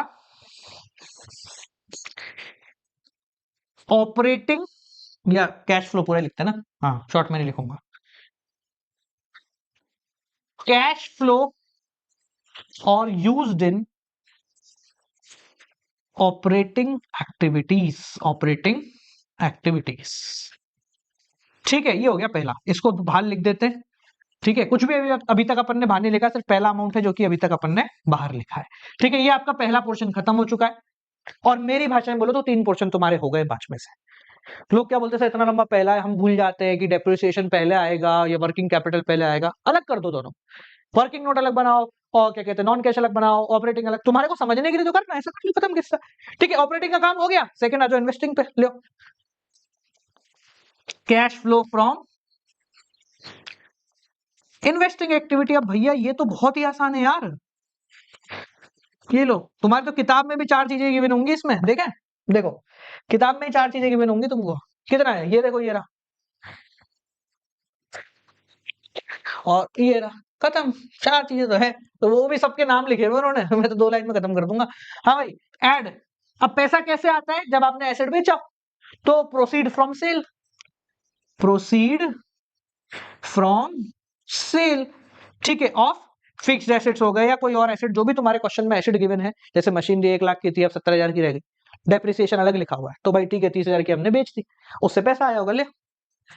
ठीक है, और सर वो इनकम इनकम थी ना ये वाली, कि यहाँ पॉकेट में अपन ने लेस कर दी थी, इनको ले जाके जोड़ दो, लो साहब, इंटरेस्ट रेंट और डिविडेंड इनकम। क्योंकि भाई तुम्हारा काम तो ये वाला, ये तुम्हारा तो ऐसे ही पैसा पड़ा था तो तुमने लगा दिया। लेस कर दो सेल ओ परचेस ऑफ फिक्स्ड एसेट्स वगैरह, जो भी एसेट तुमने खरीदे वो परचेज हो गए, लो हो गया खत्म। 3 लाइन का ये था। अब डर रहे हैं भैया यार तो आप कैश फ्लो कैसे करेंगे, कैसे होगा, जो हो गया बस खत्म है। तेरा गुडविल खरीदने का, मार्केट सब एक ही है, क्वेश्चन में दिख जाता है, क्वेश्चन में सब दिख जाता है, ये सब दिमाग नहीं लगाने का। ठीक है, लो, हाँ भाई करें इसको, ये लो, क्या आ गया, कैश फ्लो फ्रॉम, अगर प्लस में है तो फ्रॉम कितना कम आया, और माइनस में तो यूज्ड इन लिख दो, यूज्ड इन इन्वेस्टिंग। ले साहब, पहली चीज बात, दूसरी चीज बात, तीसरी करते हैं फाइनेंसिंग। ले, इतना आसान है ये कि पता नहीं क्यों अभी तक पता है एक्चुअल कैश फ्लो क्या है, ये और ये खत्म कैश फ्लो। बाकी जिससे हम डर रहे थे वो सफाई थी, ये लो तुम्हारा नॉन कैश और ये लो तुम्हारा वर्किंग नोट, खत्म। ये सफाई से कर रहे हैं हम लोग अब तक जिंदगी में। चलो भैया, हाँ जी, इधर आते हैं third, cash flow from financing. Financing से कितना पैसा बना, फाइनेंसिंग मतलब शेयर्स वगैरह से। तो देखो सीधी सी बात है, नए शेयर इशू करोगे तो पैसा आएगा, तो अगर शेयर 1 लाख से 1.5 लाख हो गए तो 50,000 रुपए आ गए, तो यहाँ लिखेंगे proceed from issue of shares, कोई से भी शेयर हो, पैसा आया खत्म। डिबेंचर्स, डिबेंचर आपने इशू किए वहां से आया तो वो लिख दीजिए। ठीक है, कोई लोन लिया है, लोन टेकन, कुछ भी लिखो, बैंक से कोई लोन लिया है तो ये, बस आपको देख के लिखना है, क्वेश्चन में सब मेंशन होगा, बस कंपेयर करना पिछले साल से इस साल बढ़ा है कम हुआ है, बस इतना। ठीक है, ये लो, ठीक है। इसके अलावा सर और कुछ है तो किताब में भी कितना छोटा है, कहाँ गया, ये रहा किताब में छोटा सा, इसने लिखा है लो share, debenture, other long term borrowing, bank overdraft, अरे सब लोन ही तो है, तो पैसा आया तो वह ठीक है, गया तो ठीक है। ठीक है, इसके अलावा माइनस क्या करना है सर, इसमें से बहुत सिंपल है, 3-4 चीजें माइनस होगी शेयर से डिबेंचर से रिलेटेड, जैसे ये रहा, ये रहा, कहाँ गया रे, इंटरेस्ट ऑन लोन, यहाँ अपन ने ऐड किया था, माइनस हो जाएगा क्योंकि यहाँ का है इंटरेस्ट ऑन लोन। अब ये लोन में बैंक लोन भी हो सकता है, डिबेंचर भी हो सकता है, सब मान लो, है ना, डरने की जरूरत नहीं। वो डिविडेंड वाला जो हिस्सा था वहां ऐड किया था, तो dividend paid, dividend paid question में मेंशन है तो ठीक है, वरना जो प्रपोज डिविडेंड था वही मान लिया जाएगा। इंटरिम डिविडेंड जो था वो भी है, इंटरिम डिविडेंड। लियो साहब, कोई बायबैक वगैरह है शेयर का, वो होता नहीं है, हो तो वहां लिख देना, नहीं हो तो वहां खत्म किस्सा। ये क्या हो गया, कैश फ्लो फ्रॉम या यूज्ड इन फाइनेंसिंग एक्टिविटी। कितना आसान है ये सब, पता नहीं क्यों डरते हैं लोग। हाँ भाई, ये हो गया तीसरा नंबर। हाँ, इसके बाद लास्ट करें, अब क्लोजिंग करते हैं। देखो तीनों का अमाउंट आ गया, बस हमें प्रूफ करना है कि हमने सही किया, तो कैसे करते हैं, ये आपका तीनों का अमाउंट आ गया, ठीक है, 1, 2 और 3, ऑपरेटिंग, इन्वेस्टिंग और फाइनेंसिंग। यहां पे लिखेंगे नेट कैश जनरेटेड या यूज्ड इन। ठीक है, हमने कितना कैश बनाया है, जैसे 1 लाख स्टार्टिंग में था, 40,000, तो बीच में 60,000 था, वो आना चाहिए हमारा। ठीक है, तो हमने कितना पैसा बनाया वो लिख दिया, इसमें ऐड करा opening balance of cash and cash equivalent, question में मेंशन होगा। ठीक है, फाइनल जो आना चाहिए इन दोनों को ऐड करने के बाद वो आना चाहिए हमारा क्लोजिंग बैलेंस। ठीक है, जैसे मैंने आपको सिखाया था भाई, ओपनिंग में मान लो 1 लाख है, एंडिंग में 40,000 है, तो हमारा ये नेट कैश जनरेटेड माइनस 60,000 आना चाहिए। तो minus 60,000 plus 1 lakh equal to 40,000। खत्म, ये हो गया कैश फ्लो स्टेटमेंट पूरा हो गया। लो खत्म, खत्म है। अब कैश फ्लो स्टेटमेंट में क्या दिक्कत थी तुम लोगों को? मतलब सर इतना बड़ा फॉर्मेट है, कुछ नहीं, ये है एक्चुअल कैश फ्लो स्टेटमेंट। इससे पहले का जो अपन ने किया ना, ये दो क्या है सर? ये है वर्किंग नोट का पार्ट, और सर ये है नॉन कैश का पार्ट। बस आपको याद क्या करना है, उस पर आ जाते हैं अपन। देखो इधर उधर की बातें नहीं करेंगे अपन, याद क्या करना है उस पर आते हैं पहले। तो आपको क्या करना होता है जब भी आपके सामने क्वेश्चन आएगा, जैसे मैंने बोला आपको इंटरेस्ट ऑन बोरोइंग कहा था, तो आपको याद होना, जहां भाई बोरोइंग है तो फाइनेंसिंग में आ जाएगा, और सर नॉन कैश में आ जाएगा। डिवेंचर क्या, डेप्रिसिएशन कहां था सर? अरे सर नॉन कैश का पार्ट। बस इतना देखकर पता होना चाहिए कि ये पांचों में से कहां आता है। कौन कौन से 5 है वापस रिपीट करता हूं। वर्किंग नोट है सर, नॉन कैश है सर, ऑपरेटिंग है सर, इन्वेस्टिंग है सर, फाइनेंसिंग है। इन 3 को तो क्लियर है अपन। ठीक है, करंट एसेट करंट लायबिलिटी आ जाता है, एसेट्स वगैरह आ जाता है, एसेट से होने वाली कमाई नुकसान, ये शेयर्स डिवेंचर आ जाते हैं, ठीक है, डिविडेंड आ जाता है। ये 3 तो क्लियर है अपन। बाकी इन 2 में दिक्कत है। दिक्कत भी क्या है बता लो, 4-5 चीजें, इनमें से कोई भी होगी तो लिख देंगे, नहीं होगी तो राम भला। ठीक है, तो all you need to do is to remember कि 5 में से कहां पर जा रहा है। और जब हम इसका क्वेश्चन करते हैं, अभी क्वेश्चन करते हैं चलो इसका बैठ के, तो तुम्हारी एक और प्रॉब्लम को सॉल्व करते हैं, किसको छोटा लिखना है किसको बड़ा लिखना है, ये भी क्लियर करता हूं। जब हम क्वेश्चन करेंगे ना, अभी कर लेते हैं क्वेश्चन, तो देखो कितनी कलाकारी से करेंगे, मजा आएगा। तुम बोलोगे वाह ये तो इतना आसानी से हो गया। ठीक है, तो चलो एक क्वेश्चन देखते हैं, और क्वेश्चन शुरू करने से पहले तुम्हें पता लग जाएगा और यार सर ये तरीका तो नेक्स्ट लेवल है, मजे आ जाएंगे और टाइम भी नहीं लगेगा। ठीक है, अब जो क्वेश्चन यहां पर मैं लेके आया हूं ना तुम्हारे करने के लिए, उससे तुम्हारी सारी प्रॉब्लम सॉर्ट हो जाएगी। मतलब कैसे फॉर्मेट बनाना है, कितना बनाना है, कितना आगे रखना है, कितना पीछे रखना, सब सॉर्ट हो जाएगा। पर क्या करना है, ध्यान से देखना। देखो मैं आपको पहले ब्रीफिंग देता हूं कि अपन करेंगे क्या। जब भी हम कैश फ्लो क्वेश्चन देखते हैं ना, हमारी सबसे बड़ी प्रॉब्लम होती है फॉर्मेट कितना बड़े बनेगा, कोई चीज छूट जाएगी, कोई चीज कवर हो जाएगी। देखो क्या करना है, अपन ने यहां पर सीखा है कि कैश फ्लो को 5 टुकड़ों में तोड़ते हैं। Working note, non cash, operating, investing and financing. तो बिना कुछ सोचे समझे हम इन चीजों को तोड़ना शुरू करते हैं। हम नहीं देख रहे फॉर्मेट क्या है कैसे, बस देखते बांटते कैसे होता है। ठीक है, तो देखो बांटना शुरू करते हैं। सबसे पहले हेडिंग है इक्विटी एंड लायबिलिटी, दूसरा है शेयर होल्डर फंड, कुछ नहीं लिखा हुआ। हाँ, अब आता है शेयर कैपिटल। तो अपने को पता है कि ये शेयर वाली चीजें फाइनेंसिंग का है जनरली, तो अपन वही करेंगे। शेयर कैपिटल के आगे कितना भी अमाउंट हो हम यहां लिख देते हैं सर ये फाइनेंसिंग का है। ठीक है, अगला है reserve and surplus. Reserve and surplus में लिखा हुआ है statement as per P&L, profit दिया हुआ है, तो प्रॉफिट कहां आता है sir? Working note, working note में आता है। आगे लिखा हुआ है sir non current liability, long term liability, ये भी फाइनेंसिंग का पार्ट होता है। अब देखो एक चीज याद रखना, जब भी आप कोई ऐसी चीज देखो जिसके आगे ये बनाओ, यानी कि नोट है, नीचे नोट लिखा हुआ है, तो इसके आगे हम लगाएंगे क्रॉस और पहुंच जाएंगे नोट पे कि भाई नोट में बता क्या है, ये रहा। तो लॉन्ग टर्म बोरोइंग का नोट क्या कह रहा है हमें? लॉन्ग टर्म बोरोइंग का नोट कह रहा है कि हमने 2 बोरोइंग ली है, तो इसके आगे भी फाइनेंसिंग डाल दो, इसके आगे भी फाइनेंसिंग डाल दो। लोन तो फाइनेंसिंग का ही पार्ट है। ठीक है, कुछ नहीं सोचना है, ना आगे ना पीछे ना ऊपर ना नीचे। ठीक है ना, ये दोनों देखो ऐसे लिखा हुआ है ये, ठीक है ना, ये कॉलम बना हुआ है ऐसे। ठीक है, आगे चढ़ते हैं, वापिस आ जाओ। ना दिमाग लगाना है ना कुछ करना है, all we need to do बस प्रोसीडिंग करनी है। हाँ भाई, अगला है ट्रेड पेबल करंट लाइबिलिटी, तो ये ऑपरेटिंग का पार्ट है, करंट लाइबिलिटी हो या करंट एसेट हो। ठीक है, एसेट में है नॉन करंट एसेट, आगे नंबर दिया हुआ है, इसको क्या कर देंगे? क्रॉस कर देंगे और पहुंच जाएंगे नीचे। हाँ भैया, नॉन करंट एसेट सबसे पहले लिखा हुआ है लैंड, जमीन। ठीक है भैया, जमीन। Investing, investing, investing, depreciation, non cash. आगे बढ़ते हैं, वापिस आ जाइए ऊपर, आ जाओ वापिस ऊपर, डरने की बात नहीं है, डरने की जरूरत नहीं है अपने को। हाँ भैया, हाँ, इसके बाद है करंट एसेट, इसके आगे तो क्रॉस ही था। करंट एसेट, ऑपरेटिंग, ऑपरेटिंग, और ये तो कैश एंड कैश इक्विवेलेंट है ही अपना, एंड में जो आंसर आए। ठीक है, और कुछ रह गया है क्या? और एक चीज नीचे देखो लिखा हुआ अलग से, एडिशनल इन्फॉर्मेशन। इंट्रिम डिविडेंड लिखा हुआ है 52,000 का, तो डिविडेंड 2 जगह आता है, वर्किंग नोट में और आता है तुम्हारा फाइनेंस। तो मैंने क्या किया, मैंने ज्यादा कंफ्यूजन क्रिएट ना करते हुए सिंपली, बहुत सिंपल तरीके से लिख लिया कौन सी चीज कहां है। अब मेरा अगला स्टेप क्या होगा? अब मेरा अगला स्टेप होगा फॉर्मेट देखना कि फॉर्मेट छोटा बनेगा, बड़ा बनेगा, कौन सी चीज कहाँ आएगी, अलग से नेट प्रॉफिट वगैरह देना है या नहीं देना, सही है नहीं? अमाउंट अच्छा मशीन की जो मेहनत हुई है ना, हाँ तो उसका सिग्नेचर सही नहीं है, वो एक बार चेक। अच्छा ये 244 अच्छा ठीक है ओके, एक मिनट बाल को रुक जाना, ये अमाउंट में थोड़ी सी गड़बड़ है, मैं इसको सेट कर देता हूँ पहले, ठीक है ना?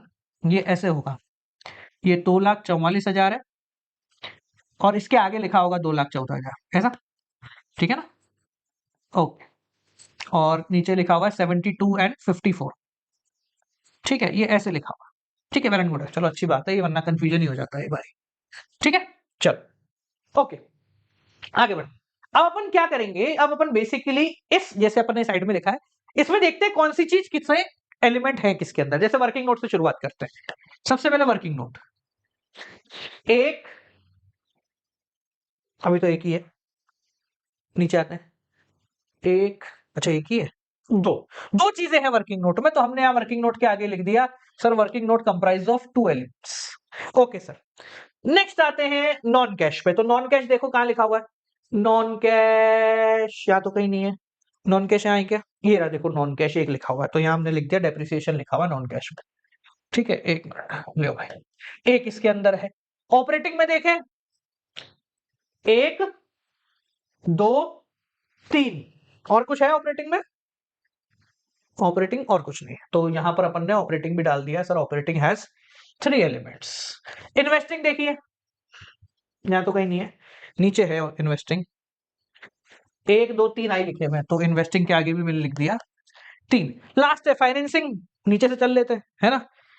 फाइनेंसिंग एक दो तीन और चार, चार चीजें हैं जो फाइनेंसिंग में अपनी आनी है। फिर ये करने का फायदा क्या हुआ, देखो बहुत बड़ा फायदा है, ये करने का सबसे बड़ा फायदा ये होता है कि मुझे अंदाजा लग जाता है कि किस में कितना जगह छोड़नी है। मैं ऐसे नहीं करूंगा कि पहले वर्किंग नोट पूरा बना दिया फिर नॉन, इसमें सबसे बड़ा कंफ्यूजन होता है। ऊपर से चलेंगे नीचे तक खत्म करेंगे बिना किसी कंफ्यूजन के। Okay let's go for a cash flow, मतलब देखोगे तुम, देखो कितना आसान है, इसको लेते हुए मैं कैश फ्लो बनाता हूं। वर्किंग नोट में दो चीजें हैं, तो चाहो तो वर्किंग नोट अलग से बना लो, चाहो तो वर्किंग नोट उसी के अंदर इंडल्ज कर दो, वो तुम्हारे ऊपर है, ठीक है, जैसा बोलोगे वैसा कर लेंगे, ठीक है ना? तो मैं यहां बनाता हूं, शुरुआत करते हैं। पहले मैं पूरा देखो क्या कर रहा हूं, कैश फ्लो फ्रॉम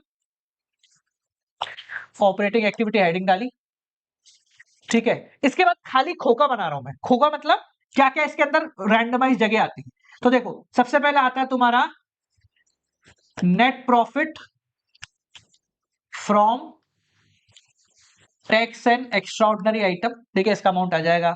अब आता है यहाँ पे नॉन कैश आएगा, नॉन कैश में एक है तो दो तीन लाइनें यहां छोड़ दी, ठीक है। उसके बाद आता है operating profit before working capital changes, ठीक है। उसके बाद यहाँ पे आता है तुम्हारा ऑपरेटिंग का पार्ट, ऑपरेटिंग एक दो तीन, तीन है, चार पांच लाइनें यहाँ छोड़ दी, ठीक है। फिर आ जाएगा टैक्स वगैरह, टैक्स पेड तो दिख नहीं रहा मेरे को, चलो पांच लाइनें छोड़ देते। फिर आता है second cash flow from investing activity, कितना है भैया इन्वेस्टिंग, तीन है, चार पांच लाइनें यहां भी छोड़ दी, ठीक है। जितना है उससे दो तीन लाइन एक्स्ट्रा छोड़ दो बस, इससे ज्यादा क्या है, इससे ज्यादा तो क्या ही दिमाग लगाना है। फाइनेंसिंग है तो चार लाइनें यहां छोड़ दी, तो यहां लिख दिया cash flow from financing activity, ठीक है। कितना है, चार है तो पांच छह लाइनें छोड़ दो, चलो छह लाइनें छोड़ दी ऑल न्यू, ठीक है। फिर छह लाइनें छोड़ने के बाद आ जाएगा नेट कैश जनरेटेड, वो फॉर्मेट खत्म कर रहे हैं, ठीक है। उसमें ऐड करा opening balance as per cash and cash equivalent, और आंसर अपना आना चाहिए closing balance as per cash and cash equivalent. अब हमने क्या किया है, हमने जो ये बनाया था ना ये सब, इन सब की मदद से एक रैंडम फॉर्मेट क्रिएट कर लिया है जिसमें स्पेसिंग उतनी ही छोटी है जितनी हमें चाहिए थी, ठीक है। मैं यहां ऊपर बना रहा हूं वर्किंग नोट, तुम नीचे बना लेना, कोई दिक्कत नहीं है ना, मैं यहां पे ऊपर बना रहा वर्किंग नोट, ठीक है। नेट प्रॉफिट नीचे बनाना, मैं ऊपर बना रहा हूं ताकि समझ में आ जाए, before tax and extra ordinary items. मैं इसको व्हाइट कलर से बनाऊंगा, देखो और फायदा होगा। अब मेरे पास एक फायदा और है, मुझे पहले से पता है किसमें कितने एलिमेंट आने हैं, तो जब मैं क्वेश्चन पूरा कर लूंगा तो मैं काउंट भी कर सकता हूँ, वर्किंग नोट में 2 आने थे, 2 आ गए क्या, अरे वाह। ठीक है, इस तरीके से देखो। अब क्वेश्चन कैसे करना है, अभी भी हम गलती करते हैं क्वेश्चन को वर्किंग नोट से शुरू करके, नहीं कर रहा वर्किंग नोट से शुरू, हम क्वेश्चन बैलेंस शीट से ही शुरू करेंगे। आजा भैया बैलेंस शीट, फिर आजा मेरे भाई आजा, ये ले, ये रही अपनी बैलेंस शीट है ना, यहीं से शुरू करेंगे। देखो क्वेश्चन में क्या है, सबसे पहले फाइनेंसिंग का पार्ट, शेयर कैपिटल। अब शेयर अगर बढ़ रहा है तो हम शेयर नए इशू कर रहे हैं, ऐड हो जाएगा। पिछले साल 2 लाख था, इस साल भी 2 लाख है, तो शेयर बढ़ रहा ही नहीं, तो जब बढ़ा ही नहीं तो कुछ आएगा ही नहीं, तो इसके आगे क्रॉस लगा दो भैया, फाइनेंसिंग में 3 ही आएंगी चीजें। अगला क्या लिखा हुआ है, रिजर्व एंड सरप्लस, मतलब प्रॉफिट। तो पिछले साल 96 था, आपको नहीं दिख रहा होगा, और इस साल हो गया 98। ठीक है, 96 था 98 हो गया। वर्किंग नोट का पार्ट है, यहां लिख दीजिए balance as per statement of P and L. ठीक है, क्लोजिंग माइनस ओपनिंग, कितना हो गया भैया, 2000 रुपए यहां पर हो गया। ठीक है जी, आगे बढ़ते हैं। अगला क्या है, लॉन्ग टर्म बोरोइंग, इसके आगे क्रॉस लगा हुआ है। So what do you mean by cross, कि सर इसका जो एडजस्टमेंट है वो कहां है, यहां नीचे दिया हुआ है। ठीक है, अब देखो सारी चीजें क्लियर हो रही हैं। जैसे देखो यहां से आगे बढ़ गया, मतलब ये पूरा मेरे को छेड़ना ही नहीं है, ये मेरा खत्म, परमानेंट एंड ही हो गया है, समझ में आ गया। देखो अब लोन की बारी आई, नीचे दिखा हुआ है, तो लोन में देखते हैं। लोन फ्रॉम जेड लिमिटेड, पिछले साल था हमारा भैया 0, इस साल हो गया 40,000, मतलब 40,000 रुपए का हमने लोन ले लिया है। कहां पर है, फाइनेंसिंग में, तो फाइनेंसिंग में आ जाओ, ये लो फाइनेंसिंग आ गई अपनी। ठीक है, यहां लिखते हैं लोन लिया है, तो ऐड बोरोइंग। ठीक है, नाम लिख देना पूरा, मैं शॉर्ट लिख रहा हूं, 40,000। ठीक है, उस आदमी का नाम लिख दिया, बोरोइंग लिख दी भैया 40,000 की है। ठीक है, दूसरा क्या है, दूसरा देखो, दूसरा भी एक लोन है, लोन फ्रॉम बैंक, पिछले साल 60 था, 50,000 हो गया, यानी कि 10,000 रुपए माइनस हो गया अपना। ठीक है, तो यहां पर अपन ने लेस कर दिया, आजा भैया एक लाइन छोड़ के लेस करते, ठीक है, ताकि कुछ हो जाता है तो देख लेंगे। ठीक है, लोन फ्रॉम, क्या नाम है इस भाई का, जेड है, बैंक है शायद, है ना, बैंक है, loan from bank, loan from bank, तो यहां पे लिखूंगा रीपेमेंट ऑफ लोन। ठीक है, माइनस 10,000।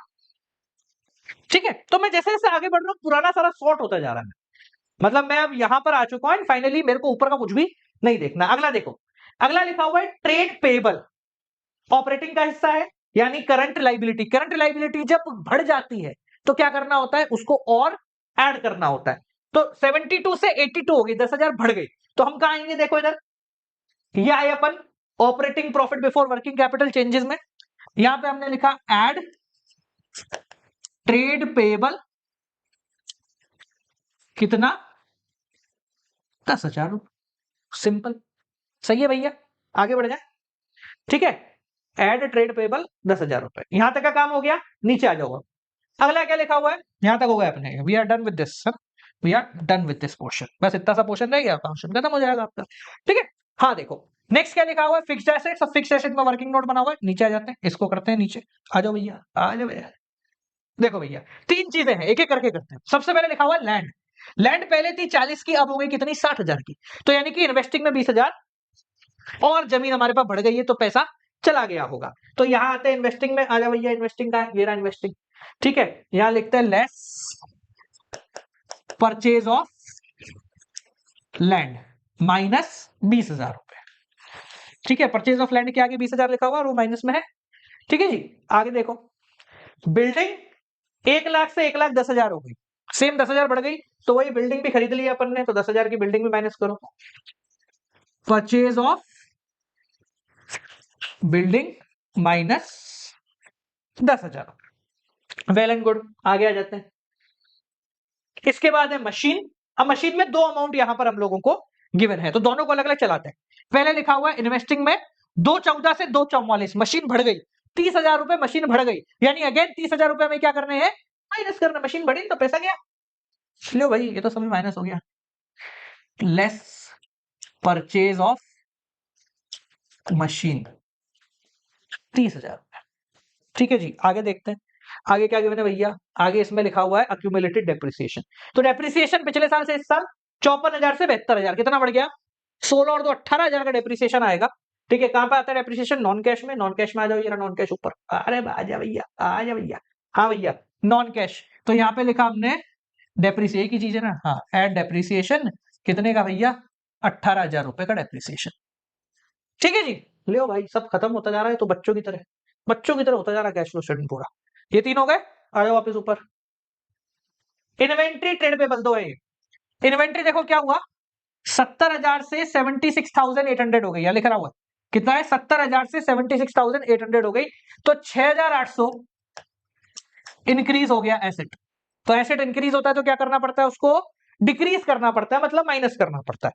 ठीक है, तो यहां आ जाते हैं, लेस करा अपन ने ट्रेड पेबल 6,800। ठीक है जी, अब तक सब सही चल रहा है। ट्रेड रिसीवेबल है ना, आगे क्या है, ट्रेड रिसीवेबल क्या, हाँ इसके ऊपर आता है, कहां गया ट्रेड रिसीवेबल, एक मिनट, अमाउंट थोड़ा सा ऊपर नीचे लिखा हुआ है इन्होंने, कोई बात नहीं, हाँ ठीक है। तो इन्वेंट्री ऊपर है इसके, 50 से 44 हो गई तो कम हो गई, तो जब कम हो जाती है तो उसको ऐड कर देते हैं, लियो भाई, ऐड इन्वेंट्री कितनी, 6,000 रुपए। ठीक है जी, यहां तक सही है, सब सब बढ़िया चल गया। ठीक है जी, सब लिख लिया अपन ने तो। ठीक है, कैश और कैश इक्विवेलेंट ये वाला अमाउंट है।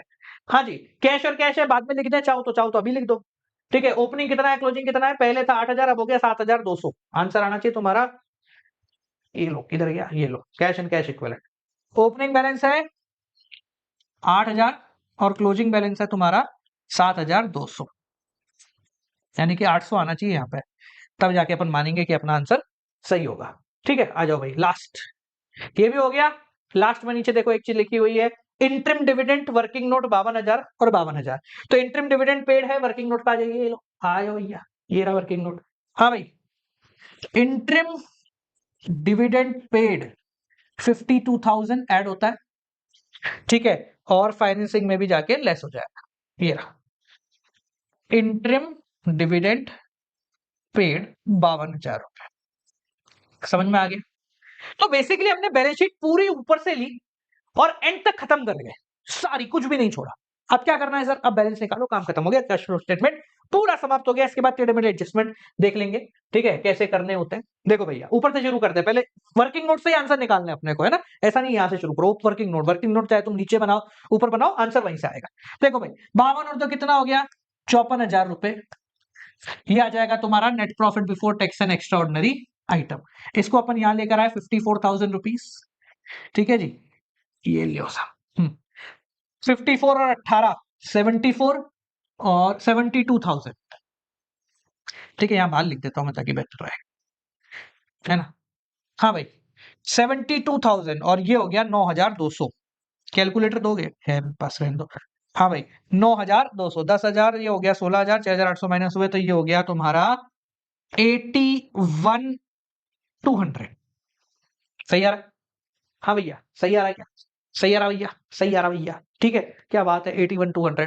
ठीक है, तो ये क्या हो जाएगा तुम्हारा, इसको बाहर लिखते हैं, और ये लो यहाँ लिखते हैं इसको 81,200। ठीक है, तो ये आ गया तुम्हारा cash flow from operating activity. यहाँ टैक्स पेड है नहीं, तो टैक्स पेड होता तो अपन माइनस कर देते हैं। ठीक है, पहली चीज आगे ताली बजाओ। इन्वेस्टिंग की बात करते हैं, आजा भाई। इन्वेस्टिंग तो तीनों, ये तो डूबा हुआ ही खाता है अपन इन्वेस्टिंग तो जिंदगी झंड है, कैसे लगे लोग हैं ये। हाँ भाई, -60, तो डायरेक्टली यहाँ लिख देते हैं 60,000 माइनस का।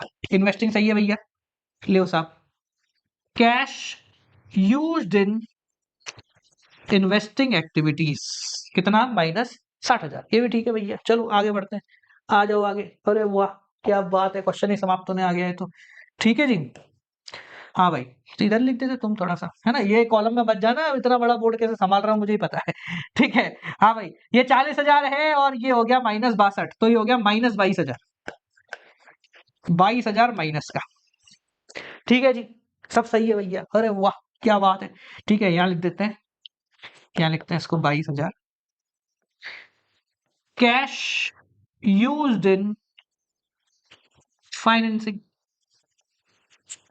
ठीक है भैया, अब ये अमाउंट जो है, ये लो, पहले इसको छोटा करते हैं ताकि तुम लोगों को दिखे कि मेहनत, देखो कितना आसान काम किया अपन ने।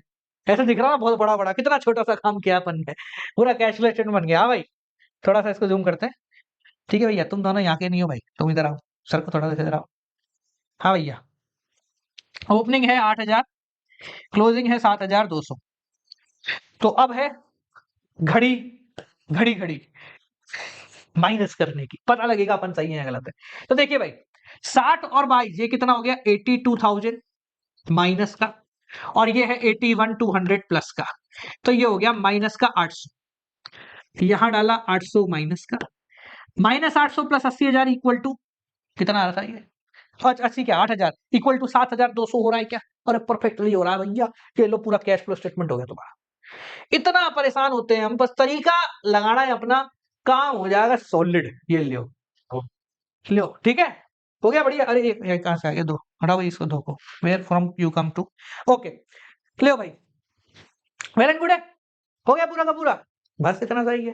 ठीक है जी, तो ये आपका कैश फ्लो स्टेटमेंट का क्वेश्चन पूरा यहाँ पर समाप्त होता है। अब जो है अपन उन टेढ़े मेढ़े चीजों की बात करें, देखो सिंपल तो हो गया है, पर क्या है कभी कभी एक दो अकाउंट भी बनाने पड़ जाते हैं, तो देखते हैं कौन कौन से अकाउंटर कैसे ये काम कर रहे हो। कैश फ्लो स्टेटमेंट में बाकी सब चीजें तो नॉर्मल है, बस ये चार चीजें हैं जो कि तुम्हें प्रॉब्लम देती है। प्रपोज डिविडेंड हो गया, प्रोविजन फॉर टैक्स हो गया, इंटरेस्ट ऑन डिवेंचर या फिर मशीनरी अकाउंट, बस ये चार ही चीजें तुम्हें परेशानी देती है। तो एक एक करके इन चारों के एडजस्टमेंट समझते हैं, और इसको सेपरेटली रखना, मतलब लिख लेना कहीं पे, तो तुमको बढ़िया नंबर आ जाएंगे। सिंपल क्वेश्चन तो अपन ने कर लिया, मतलब कुछ नहीं होता।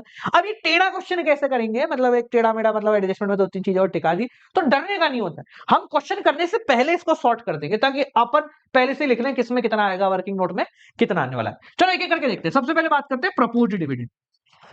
प्रपोज्ड डिविडेंड, इसका मतलब होता है कितना डिविडेंड हम देने की बात कर रहे हैं। तो कुछ भी हो, चाहे क्वेश्चन कुछ भी बोले, आपको प्रपोज्ड डिविडेंड में प्रीवियस ईयर को ही लिखना है।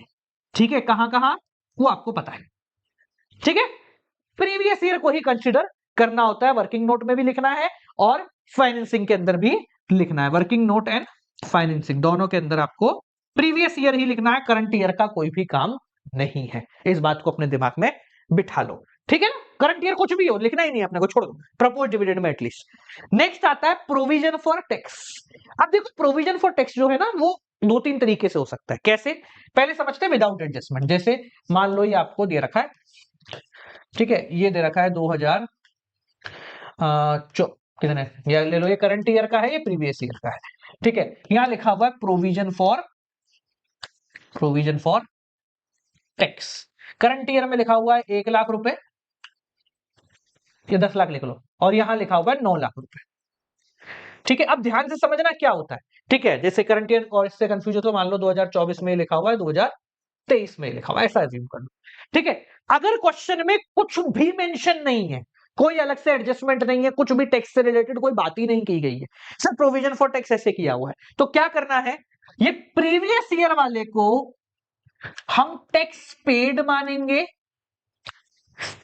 और करंट ईयर वाले को प्रोविजन मानेंगे। वापस रिपीट कर रहा हूं, प्रीवियस ईयर वाले को टैक्स पेड मानेंगे, करंट ईयर वाले को प्रोविजन।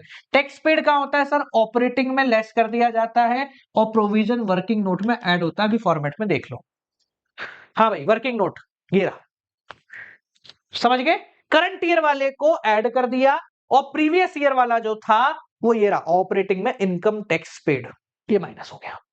अगर क्वेश्चन में कोई इंफॉर्मेशन नहीं है तो, पर अगर क्वेश्चन में टैक्स से रिलेटेड कोई तीसरी इंफॉर्मेशन आ जाती है, जैसे सेम ही क्वेश्चन लेते हैं, ठीक है, ये लो सेम क्वेश्चन दिया मैंने, ये लो provision for tax 2024 current year मान लेते हैं इसको, और 2023 इसको प्रीवियस ईयर मान लेते हैं। ठीक है, छोटा लेते हैं अमाउंट, बहुत ज्यादा बड़ा हो गया, तो 1,00,000 इसको ले लेते हैं और 70,000 इसको ले लेते हैं।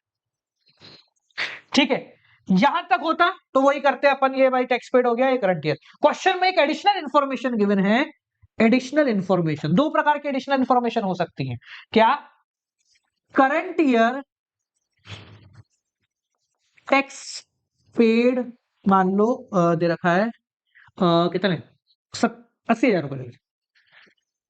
ये तीसरी इंफॉर्मेशन हो गई, मतलब हम सोच रहे थे टैक्स पेड 70 है, पर यहां लिखा हुआ है टैक्स पेड 80 है। तो जैसे ही दो के अलावा तीसरी इंफॉर्मेशन आ सकती है, जो नहीं टैक्स पेड हो, कुछ और भी लिखा हो सकता है, जैसे current year provision for tax, अलग से लिखा हुआ है कि भाई इस साल प्रोविजन फॉर टैक्स जो है हमने मान लो 90,000 का लिया, ऐसा अज्यूम करते हैं। तो भाई हम तो सोच रहे थे कि टैक्स पेड है और ये करंट ईयर प्रोविजन है, पर अगर क्वेश्चन में इन दोनों में से कोई एक इन्फॉर्मेशन मिल गई, दोनों नहीं मिलेंगी कभी भी, कोई एक इन्फॉर्मेशन मिल गई, मान लो ये तो क्या करना है, तो हमेशा याद रखना जब तक ये दो हैं ये दोनों राजा हैं, पर जैसे ही कोई तीसरा आदमी आ गया ये दोनों द्वारपाल बन जाते हैं। क्या बन जाते हैं? द्वारपाल। सर मतलब ना तो ये कहीं लिखना पड़ेगा ना ये कहीं लिखना पड़ेगा, यहां पर आ जाता है अकाउंट बनाना पड़ेगा। क्या बनाना पड़ेगा? अकाउंट बनाना। कब बनाना है? जब इन दो के साथ कोई तीसरा आ जाए। जब तक दो है तब तक खत्म हो गया, प्रीवियस ईयर उधर करंट ईयर उधर, पर जैसे ही तीसरा आएगा अकाउंट बनेगा। अकाउंट कैसे बनता है? बहुत आसान है प्रोविजन फॉर टैक्स का अकाउंट। ये देखो, अब प्रोविजन फॉर टैक्स आपके लिए एक तरीके से लाइबिलिटी है, तो इसका जो बैलेंस आता है वो यहां आएगा by balance c d previous year का, ठीक है। यहां आएगा to balance b d current year का बैलेंस। क्वेश्चन पुट करके दिखाएंगे, ठीक है। ये दो अपने फिक्स हो गए। दो चीजें और आती हैं इसके अंदर, पीले कलर से लिखूंगा। यहां लिखा जाता है to bank income tax paid, income tax paid, और यहां लिखा जाता है बाय स्टेटमेंट ऑफ पी&एल, यानी कि करंट ईयर प्रोविजन। अब समझ ना मेरी बात को, बहुत क्लियर, बहुत आसानी समझ में आए। बस ये चार चीजें हैं जो कि आपको प्रोविजन फॉर टैक्स के खाते में आती हैं। ये दो तो बैलेंस समझ गए अपन, ठीक है ना, ये रहा ओपनिंग बैलेंस और क्लोजिंग बैलेंस, ठीक है। अब ये दो पीले में लिखा है, इन दो में से कोई एक जानकारी आपको जैसे ही मिलती है दूसरी आपको निकालनी पड़ेगी। कैसे निकालेंगे? एग्जाम्पल के रूप में क्वेश्चन से समझ लेते हैं, इसको मिटाते हैं। देखिए, जैसे as per this question previous year का बैलेंस 70 है, करंट ईयर का 1 लाख है, तो हमने यहां लिखा 70,000, यहां लिखा 1 लाख। तीसरी इंफॉर्मेशन जो क्वेश्चन में है वो है करंट ईयर प्रोविजन 90,000, तो तीसरी information current year provision given है तो उसको यहां लिख देते। क्वेश्चन में लिखा होता टैक्स पेड तो उसको यहां लिख देते। अब इसका बैलेंस निकाल लेंगे, कितना आ गया? 1,60,000, 1,60,000, और जो बचा हुआ बैलेंस है वो यहां आ जाएगा, जिसको हम लिखेंगे बैलेंस। समझ गए? तो जैसे ही दो के अलावा तीसरा मिल जाएगा हम एक खाता बनाएंगे जो फिक्स खाता है, जो मिला है उसको लिखेंगे। स्टेटमेंट करंट ईयर का गिवन है तो यहां लिख दो, टैक्स पेड गिवन है तो यहां लिख दो, ठीक है। अब सर इसमें से कैश फ्लो में कौन सा जाएगा? बहुत आसान है, ये दोनों पहरेदार है, अब इनका कोई काम नहीं, भाड़ में जान दो। करंट ईयर प्रोविजन है, वर्किंग नोट में ऐड हो जाएगा। इनकम टैक्स पेड है, ये तुम्हारा क्या कहते हैं, इनकम टैक्स पेड, वही ऑपरेटिंग में माइनस हो जाएगा, खत्म। कितना आसान था, समझ गए? तो दो से जैसे ही तीसरा मिल जाता है वैसे ही दो का रिश्ता तो खत्म हो जाएगा, वो तीसरा का रिश्ता होगा वो चौथे को ढूंढेगा तीसरा चौथे को ढूंढ रहा, जैसे मिल जाएगा वो दोनों अपना रिश्ता बढ़ा लेंगे, खत्म हो गया केस, ठीक है। सो अगर आपको क्वेश्चन में ऐसा एडजस्टमेंट मिल जाएगा तो पहले आप ये खाता बना लो कैश फ्लो स्टेटमेंट बनाने से पहले, और लिख लो कि भाई ये वर्किंग नोट में आना है, ये तुम्हारा ऑपरेटिंग में आना है, जैसा अपन ने लिखा था ना अभी क्वेश्चन करते समय, ताकि उसमें अपन एंट्री कर ले कि वर्किंग नोट में एक और चीज आएगी, ठीक है। दो चीज हो गई। तीसरी चीज इंटरेस्ट ऑन डिबेंचर। अब ये थोड़ा सा ना टेक्निकल एस्पेक्ट हो जाता है, मतलब है तो बहुत छोटी सी चीज पर हम कंफ्यूज हो जाते हैं। जैसे देखो यहां लिखा हुआ है, मान लो ये बैलेंस शीट है तुम्हारी, इसमें लिखा हुआ है 10% डिबेंचर, ठीक है। ये लिखा हुआ है 2024 के और ये लिखा हुआ है 2023 के। इसमें लिखा हुआ है 10 लाख या 1 लाख ले लो, इसमें लिखा हुआ है 80,000, ठीक है। अब क्वेश्चन अगर नहीं भी बताए तो भी ये हमें समझना है कि डिबेंचर पे इंटरेस्ट देना पड़ेगा, डिबेंचर पे इंटरेस्ट देना पड़ेगा, अगर पहले उसके परसेंटेज लिखा हुआ है जो कि 90% केस में लिखा रहता है। So you should be clear कि हाँ भैया डिबेंचर पे आपको इंटरेस्ट भरना ही पड़ेगा। तो अब सवाल उठता है सर 10% किसका दे? इस 1 लाख का दे यानी कि 10,000 ले, या फिर 80,000 का दे 8,000 ले। तो दोनों में से कुछ भी लोगे कोई फर्क नहीं पड़ेगा आपको, बस आपको क्वेश्चन के नीचे मेंशन करना पड़ेगा कि हाँ सर मैंने इस 8,000 लिया है। जैसे कैश फ्लो स्टेटमेंट बना दो, उसके नीचे लिखो note interest is calculated on 80,000, बस ये लिखा, ठीक है। अगर आप 8,000 लेते हो तो ठीक है, मतलब इसके हिसाब से 10% काउंट कर रहे हो, इसके हिसाब से कर रहे हो तो 10,000 तो लिख देना, ठीक है। तो बेसिकली किस पे लेना है अगर क्वेश्चन में मेंशन नहीं है तो किसी भी एक पे आप ले सकते हैं, बस लिखना पड़ेगा। और ये कहां आता है sir? 10% interest, interest on debenture हो गया, इंटरेस्ट ऑन डिबेंचर हो गया, दो जगह लिखा जाता है। कहां का लिखा जाता है सर? एक तो लिखा जाता है सर नॉन कैश में ऐड हो जाता है, और एक आता है सर फाइनेंसिंग में लेस हो जाता है, खत्म। इतना आसान है ये, हमें कुछ सोचने की जरूरत पड़ेगी नहीं। आगे बढ़ जाए, चलो लास्ट चीज, मशीनरी अकाउंट। अरे भैया डर का माहौल, एक मिनट रुको जरा, क्या भैया आ जाओ। हाँ, मशीनरी अकाउंट कैसे बनाते हैं इसको समझेंगे। देखो भाई लोग, अब मशीनरी अकाउंट पहले समझेंगे बनाने की जरूरत कब पड़ती है। तो एक तो हो गया विदाउट एडजस्टमेंट, जैसे ये रहा अपना क्वेश्चन, ठीक है, इसमें लिखा हुआ मशीनरी, मशीनरी, ठीक है, 2024 2023, यहाँ लिखी हुई 1 लाख की मशीन थी, यहाँ लिखी हुई 1,30,000 की हुई है। सिर्फ इतना है, मशीनरी से रिलेटेड कोई जानकारी नहीं है, डेप्रिसिएशन की कोई जानकारी नहीं है, मतलब अलग से डेप्रिसिएशन दिया हुआ, कोई दिक्कत नहीं, ठीक है। तो हम डायरेक्टली मान लेंगे भाई 30,000 रुपीज जो है वो आपकी परचेज है, और यहाँ पे लिख देंगे कि वो इन्वेस्टिंग में आएगा, और इन्वेस्टिंग में वो माइनस होगा, खत्म, इतना सा। पर अगर विद एडजस्टमेंट है, यानी कि अगर तुमको अलग से दिया हुआ है, सेम क्वेश्चन है, ये लो 2024 2023, देखो बढ़ रहा है तो परचेज है, कम हो रहा होगा तो हम डेप्रिसिएशन भी ले सकते हैं, सेल भी ले सकते हैं। बेसिकली डेप्रिसिएशन लोगों से ज्यादा बढ़िया है, क्योंकि डेप्रिसिएशन मेंशन नहीं। लो सेम ही क्वेश्चन लेते हैं, 1,30,000, 1 लाख। अगर क्वेश्चन में अलग से इन एडजस्टमेंट लिखा हुआ है, डेप्रिसिएशन मान लेते हैं कितने का, कितने का ले डेप्रिसिएशन, डेप्रिसिएशन लेते हैं 10,000 का, लो 10,000 है, तो जैसे ही 2 के साथ तीसरा आ गया, खाता बनाना पड़ेगा, हमेशा याद रखो, 2 के साथ तीसरा बाहर आ गया तो खाता बनाना पड़ेगा, मशीनरी अकाउंट बनाना पड़ेगा, ठीक है, क्योंकि इसको भी कंसिडर करते हैं। मशीन अकाउंट कैसे बनता है, मैं एक स्टैंडर्ड मशीन अकाउंट बनाता हूं, सब में वही चलेगा, ठीक है। आपने वैसे तो डेप्रिसिएशन में बनाया हुआ है, विदाउट अक्यूमुलेटेड डेप्रिसिएशन कर रहे हैं। देखो to balance b d, opening balance या प्रीवियस ईयर बैलेंस, याद करो मशीन का खाता सेम ही बनेगा हर बारी। Bye balance CD, closing balance या फिर करंट ईयर, ठीक है। इधर आ जाता है बाय डेप्रिसिएशन, अगर मशीनरी बेची है तो बाय बैंक सेल, बेचने पे लॉस हुआ है तो यहां लिख देते हैं बाय लॉस ऑन सेल, बेचने पे प्रॉफिट हुआ है तो बाय गेन ऑन सेल, हुआ है तो, नहीं हुआ तो छोड़ दें, ठीक है। इधर आ जाता है टू बैंक परचेज, ये स्टैंडर्ड मशीन का खाता है, ठीक है। ये सबसे ज्यादा अमाउंट इसके अंदर लिखे हैं, मतलब इसके अलावा कुछ भी नहीं होता, ठीक है। अब एज पर अपनी रिक्वायरमेंट, मैं रिक्वायरमेंट के हिसाब से इसको कम कर देता हूं, ठीक है, डरने की जरूरत नहीं है। लो मिटा दो सबको, लो हट जा भैया, हाँ हट जा, ठीक है।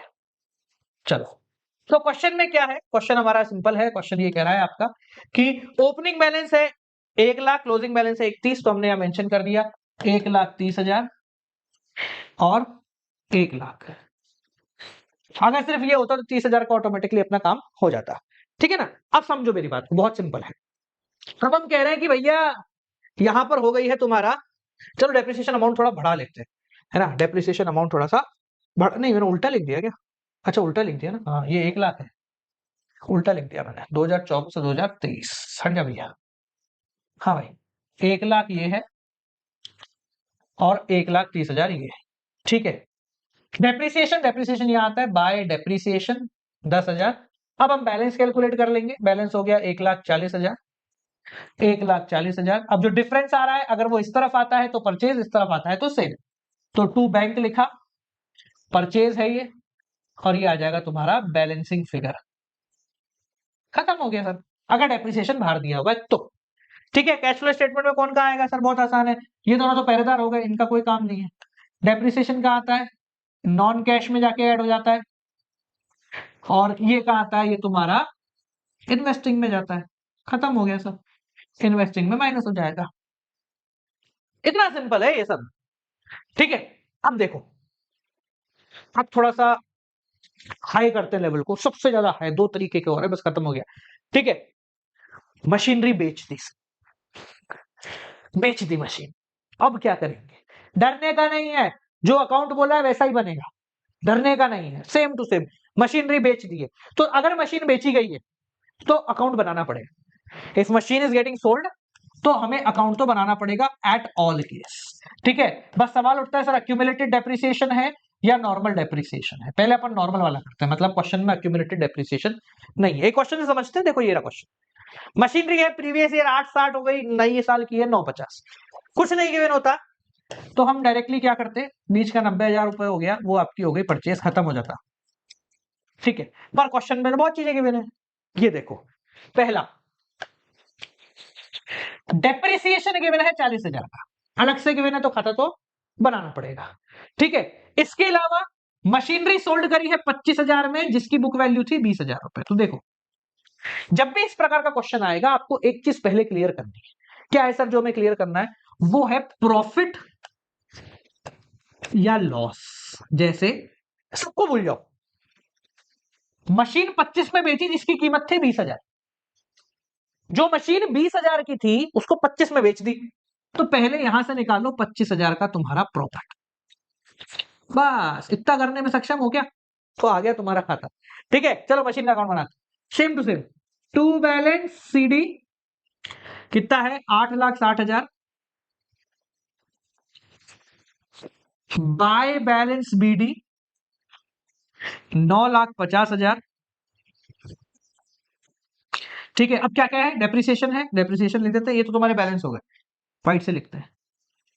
बाय डेप्रिसिएशन 40,000, बाय मशीनरी बेची है, बैंक कितने में बेची? 25,000 में। बेचने से प्रॉफिट हुआ तो टू गेन ऑन सेल 5,000 का, खत्म।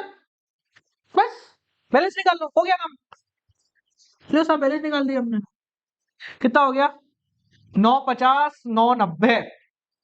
चलो ऐसे कर लेते हैं, 990 तो हो गया 10,15,000। लो भाई, 10,15,000। ठीक है, तो ये हो गया 90, 90 में तो 60, 90 में से ये तो 90,000 का डिफरेंस हो गया। बैलेंस कैलकुलेट करो। हाँ भाई, 90,000 तो 1.5 लाख हो गया करीब, है ना? 1.5 लाख हो गया, 90 65, 90 60 1.5 लाख।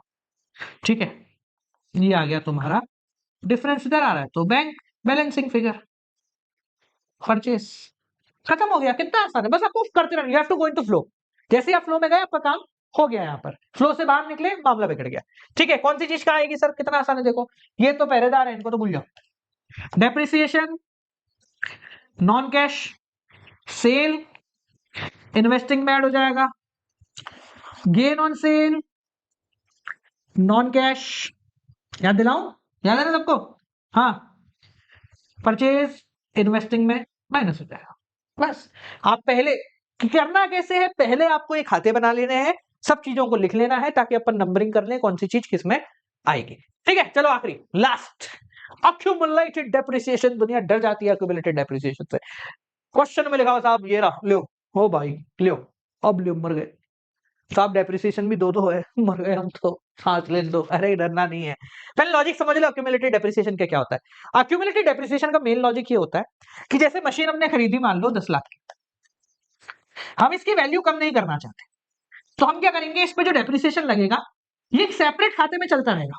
मान लो 10,000 लग गया, 20,000 लग गया, ये अलग खाते में चल रहा है जिसका नाम है अक्यूमुलेटेड डेप्रिसिएशन।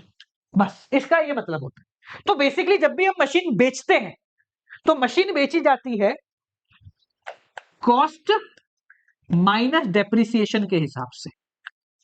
मतलब भाई डेप्रिसिएशन उधर पड़ा हुआ है, उसको इधर लेके आते हैं, बस इतना सा लॉजिक है।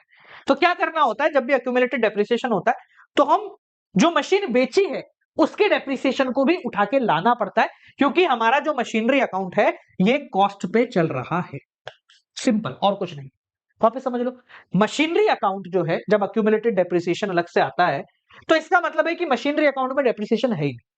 तो जब हम मशीन बेचते हैं तो उसका डेप्रिसिएशन उठा के मशीन में लेके आना पड़ता है। ठीक है, तो सिर्फ इतना सा फर्क है कि जब मशीन बेचेंगे तो जो मशीन बिक रही है उसका डेप्रिसिएशन भी उठा के लाएंगे। ठीक है, पहले मैं एक खाता समझा देता हूं कैसे बनेगा। ठीक है, ये लो तुम्हारा अक्यूमुलेटेड डेप्रिसिएशन का अकाउंट, ठीक है, और ये लो तुम्हारा मशीन का अकाउंट। ठीक है, ये कैसे बनता है, इसका भी बैलेंस होता है। तो by balance, credit side balance होता है इसका, opening balance, to balance c d तुम्हारा हो गया क्लोजिंग बैलेंस। ठीक है, हाँ, जो इसमें जो डेप्रिसिएशन लगता है, अब डेप्रिसिएशन इधर नहीं इधर लगेगा, बाय डेप्रिसिएशन करंट ईयर जो लगा, और जो मशीन हम बेचेंगे उसका डेप्रिसिएशन यहां से उठा के यहां लाना पड़ता है, तो वो यहां लिखा जाता है टू मशीनरी, और यहां मैं लिख रहा हूं डेप्रिसिएशन ऑन मशीन सोल्ड। ये नहीं आया ना समझ में तो एक दो बारी और देख लेना, बहुत रेयर चांस है कि आपके क्वेश्चन में आए, पर फिर भी बेटर है। ठीक है, ये वही प्रोविजन फॉर टैक्स जैसा है, चार चीजें हैं, तीन गिवन होंगी, चौथी आप निकाल। ठीक है, तो बस ये जो है ये पोर्शन आप उठा के यहां ले आओगे, इसके अलावा कोई फर्क नहीं है। एज पर दिस क्वेश्चन देखते हैं। ठीक है, इस क्वेश्चन को देखते हैं, मैं ये दोनों को मिटा रहा हूं। ठीक है ना, इन दो में से कोई एक चीज गिवन होगी, बाकी दूसरी अपने को निकालनी पड़ेगी। हाँ भाई, क्वेश्चन देखते हैं। जब क्वेश्चन है कि मशीनरी है, आपकी कॉस्ट दे रखी है ओपनिंग और क्लोजिंग, तो पहले मैं मशीनरी का बैलेंस लिख देता हूं, टू बैलेंस सीडी 4 लाख, और ये बाय बैलेंस बीडी 4,20,000। ठीक है, यहां तक ठीक है। अक्यूमुलेटेड डेप्रिसिएशन भी है, ओपनिंग यहां है 1 लाख, तो 1 लाख, और ये है 1,10,000। वेल एंड गुड है। आगे क्या बोल रहा है, ड्यूरिंग द ईयर मशीनरी की जिसकी कॉस्ट थी 40,000, इस पे डेप्रिसिएशन 24,000 का लग चुका था। देखो पिछले क्वेश्चन में इसने बोला था कि मशीन की बुक वैल्यू थी, मतलब डेप्रिसिएशन हटा के वो 20,000 पे थी। यहां क्या बोल रहा है, एक्यूमुलेटेड डेप्रिसिएशन में हमेशा ऐसा बोलता है कि मशीन की कॉस्ट है 40,000, इस पे अब तक हम डेप्रिसिएशन लगा चुके हैं 24,000 का, पर वो अलग से पड़ा हुआ, इसमें तो नहीं आएगा, इसमें पड़ा होगा, तो कहां पड़ा रहता है, वो यहां पड़ा रहता है, पीले कलर से लिखेंगे। तो टू मशीन जो बेच रहे हैं उस पे डेप्रिसिएशन ऑन सोल्ड मशीन कितना है, 24,000 का लगा हुआ है। ठीक है, तो देखो यहां ले आते हैं, इसको उठा के ले आते हैं, बाय अक्यूमुलेटेड डेप्रिसिएशन 24,000 का डेप्रिसिएशन है किस पे, जो मशीन बेच रहे हैं, तो इसकी एक्चुअल कीमत कितनी हो गई, 40 की मशीन थी, 16 का डेप्रिसिएशन लगा हुआ है, मशीन कितने की हो गई, 16,000 की, बेचा कितने का है, 20,000 का, फिर फायदा कर लिया बस बना। तो बाय बैंक सेल्स कितने में कर दी भैया, 20,000 में, बेचने से फायदा हुआ तो गेन ऑन सेल, 4,000 में, खत्म हो गया। ठीक है, समझ गए, तो जो मशीन बेची उसका डेप्रिसिएशन उठा के यहां लिया, खत्म हो गया क्वेश्चन। अब लो बैलेंस निकाल ले भैया, कितना हो गया, 4,20 और 40, 4,64, ये आ गया 4,64, तो ये हो गया 60,000। टू बैंक ये आ गया परचेस बैलेंसिंग फिगर। ठीक है, इसका भी बैलेंस निकाल लेते हैं, 1,10,000 और 24 कितना हो गया, 1,34,000, 1,34,000 जो डिफरेंस आया 34,000 का, ये हो गया आपका डेप्रिसिएशन, कौन सा, करंट ईयर का डेप्रिसिएशन। ठीक है, ये सब 11 में पढ़ा हुआ तुमने। ठीक है, ये कौन सा था, जो मशीन बेची उस पे, और ये है करंट ईयर का डेप्रिसिएशन। सर कौन सी चीज कहां पर आएगी, एक बार समझा दो बस फटाफट से। देखो भैया, ये कहीं नहीं आएगा क्योंकि ये तो बिक गया, नॉन कैश डेप्रिसिएशन के नाम से ये भी गया, ये तो जाते ही पहरेदार तो सब चले गए अपने। ठीक है ना, हाँ, बेची है, investing, add investing minus gain on sale, non cash. So before starting the question आपको पहले ये सारी चीजें लिख लेनी है, इससे फायदा क्या होगा, हम कभी भी कंफ्यूज भी नहीं होंगे और बहुत इजीली अपना काम खत्म हो जाए। ठीक है जी, तो बालको अब बताओ, मजा आया, कैश फ्लो स्टेटमेंट पूरा हो गया। ठीक है, ये वाली चीज को एक दो बार रिपीट करना क्योंकि ये आसान है, बस आपके फ्लो में आना जरूरी है। ठीक है ना, तो मजा आया, कैश फ्लो स्टेटमेंट पूरा हो गया। कमेंट में लाइक जरूर कर दे, मतलब कमेंट में लिख जरूर देना, और पसंद आई हो तो ये वीडियो अपने दोस्तों के साथ जरूर शेयर करना, क्योंकि मुझे पता है कि कैश फ्लो स्टेटमेंट हमेशा परेशानी देता है, तो समाधान मैंने आपको दे दिया, बस अब मजे करो, क्वेश्चन उठाओ और करो जो तरीका मैंने समझाया, उससे हो जाएंगे सारे के सारे। ठीक है, चलिए मिलते हैं आपसे अगली वीडियो के साथ, तब तक के लिए नमस्कार।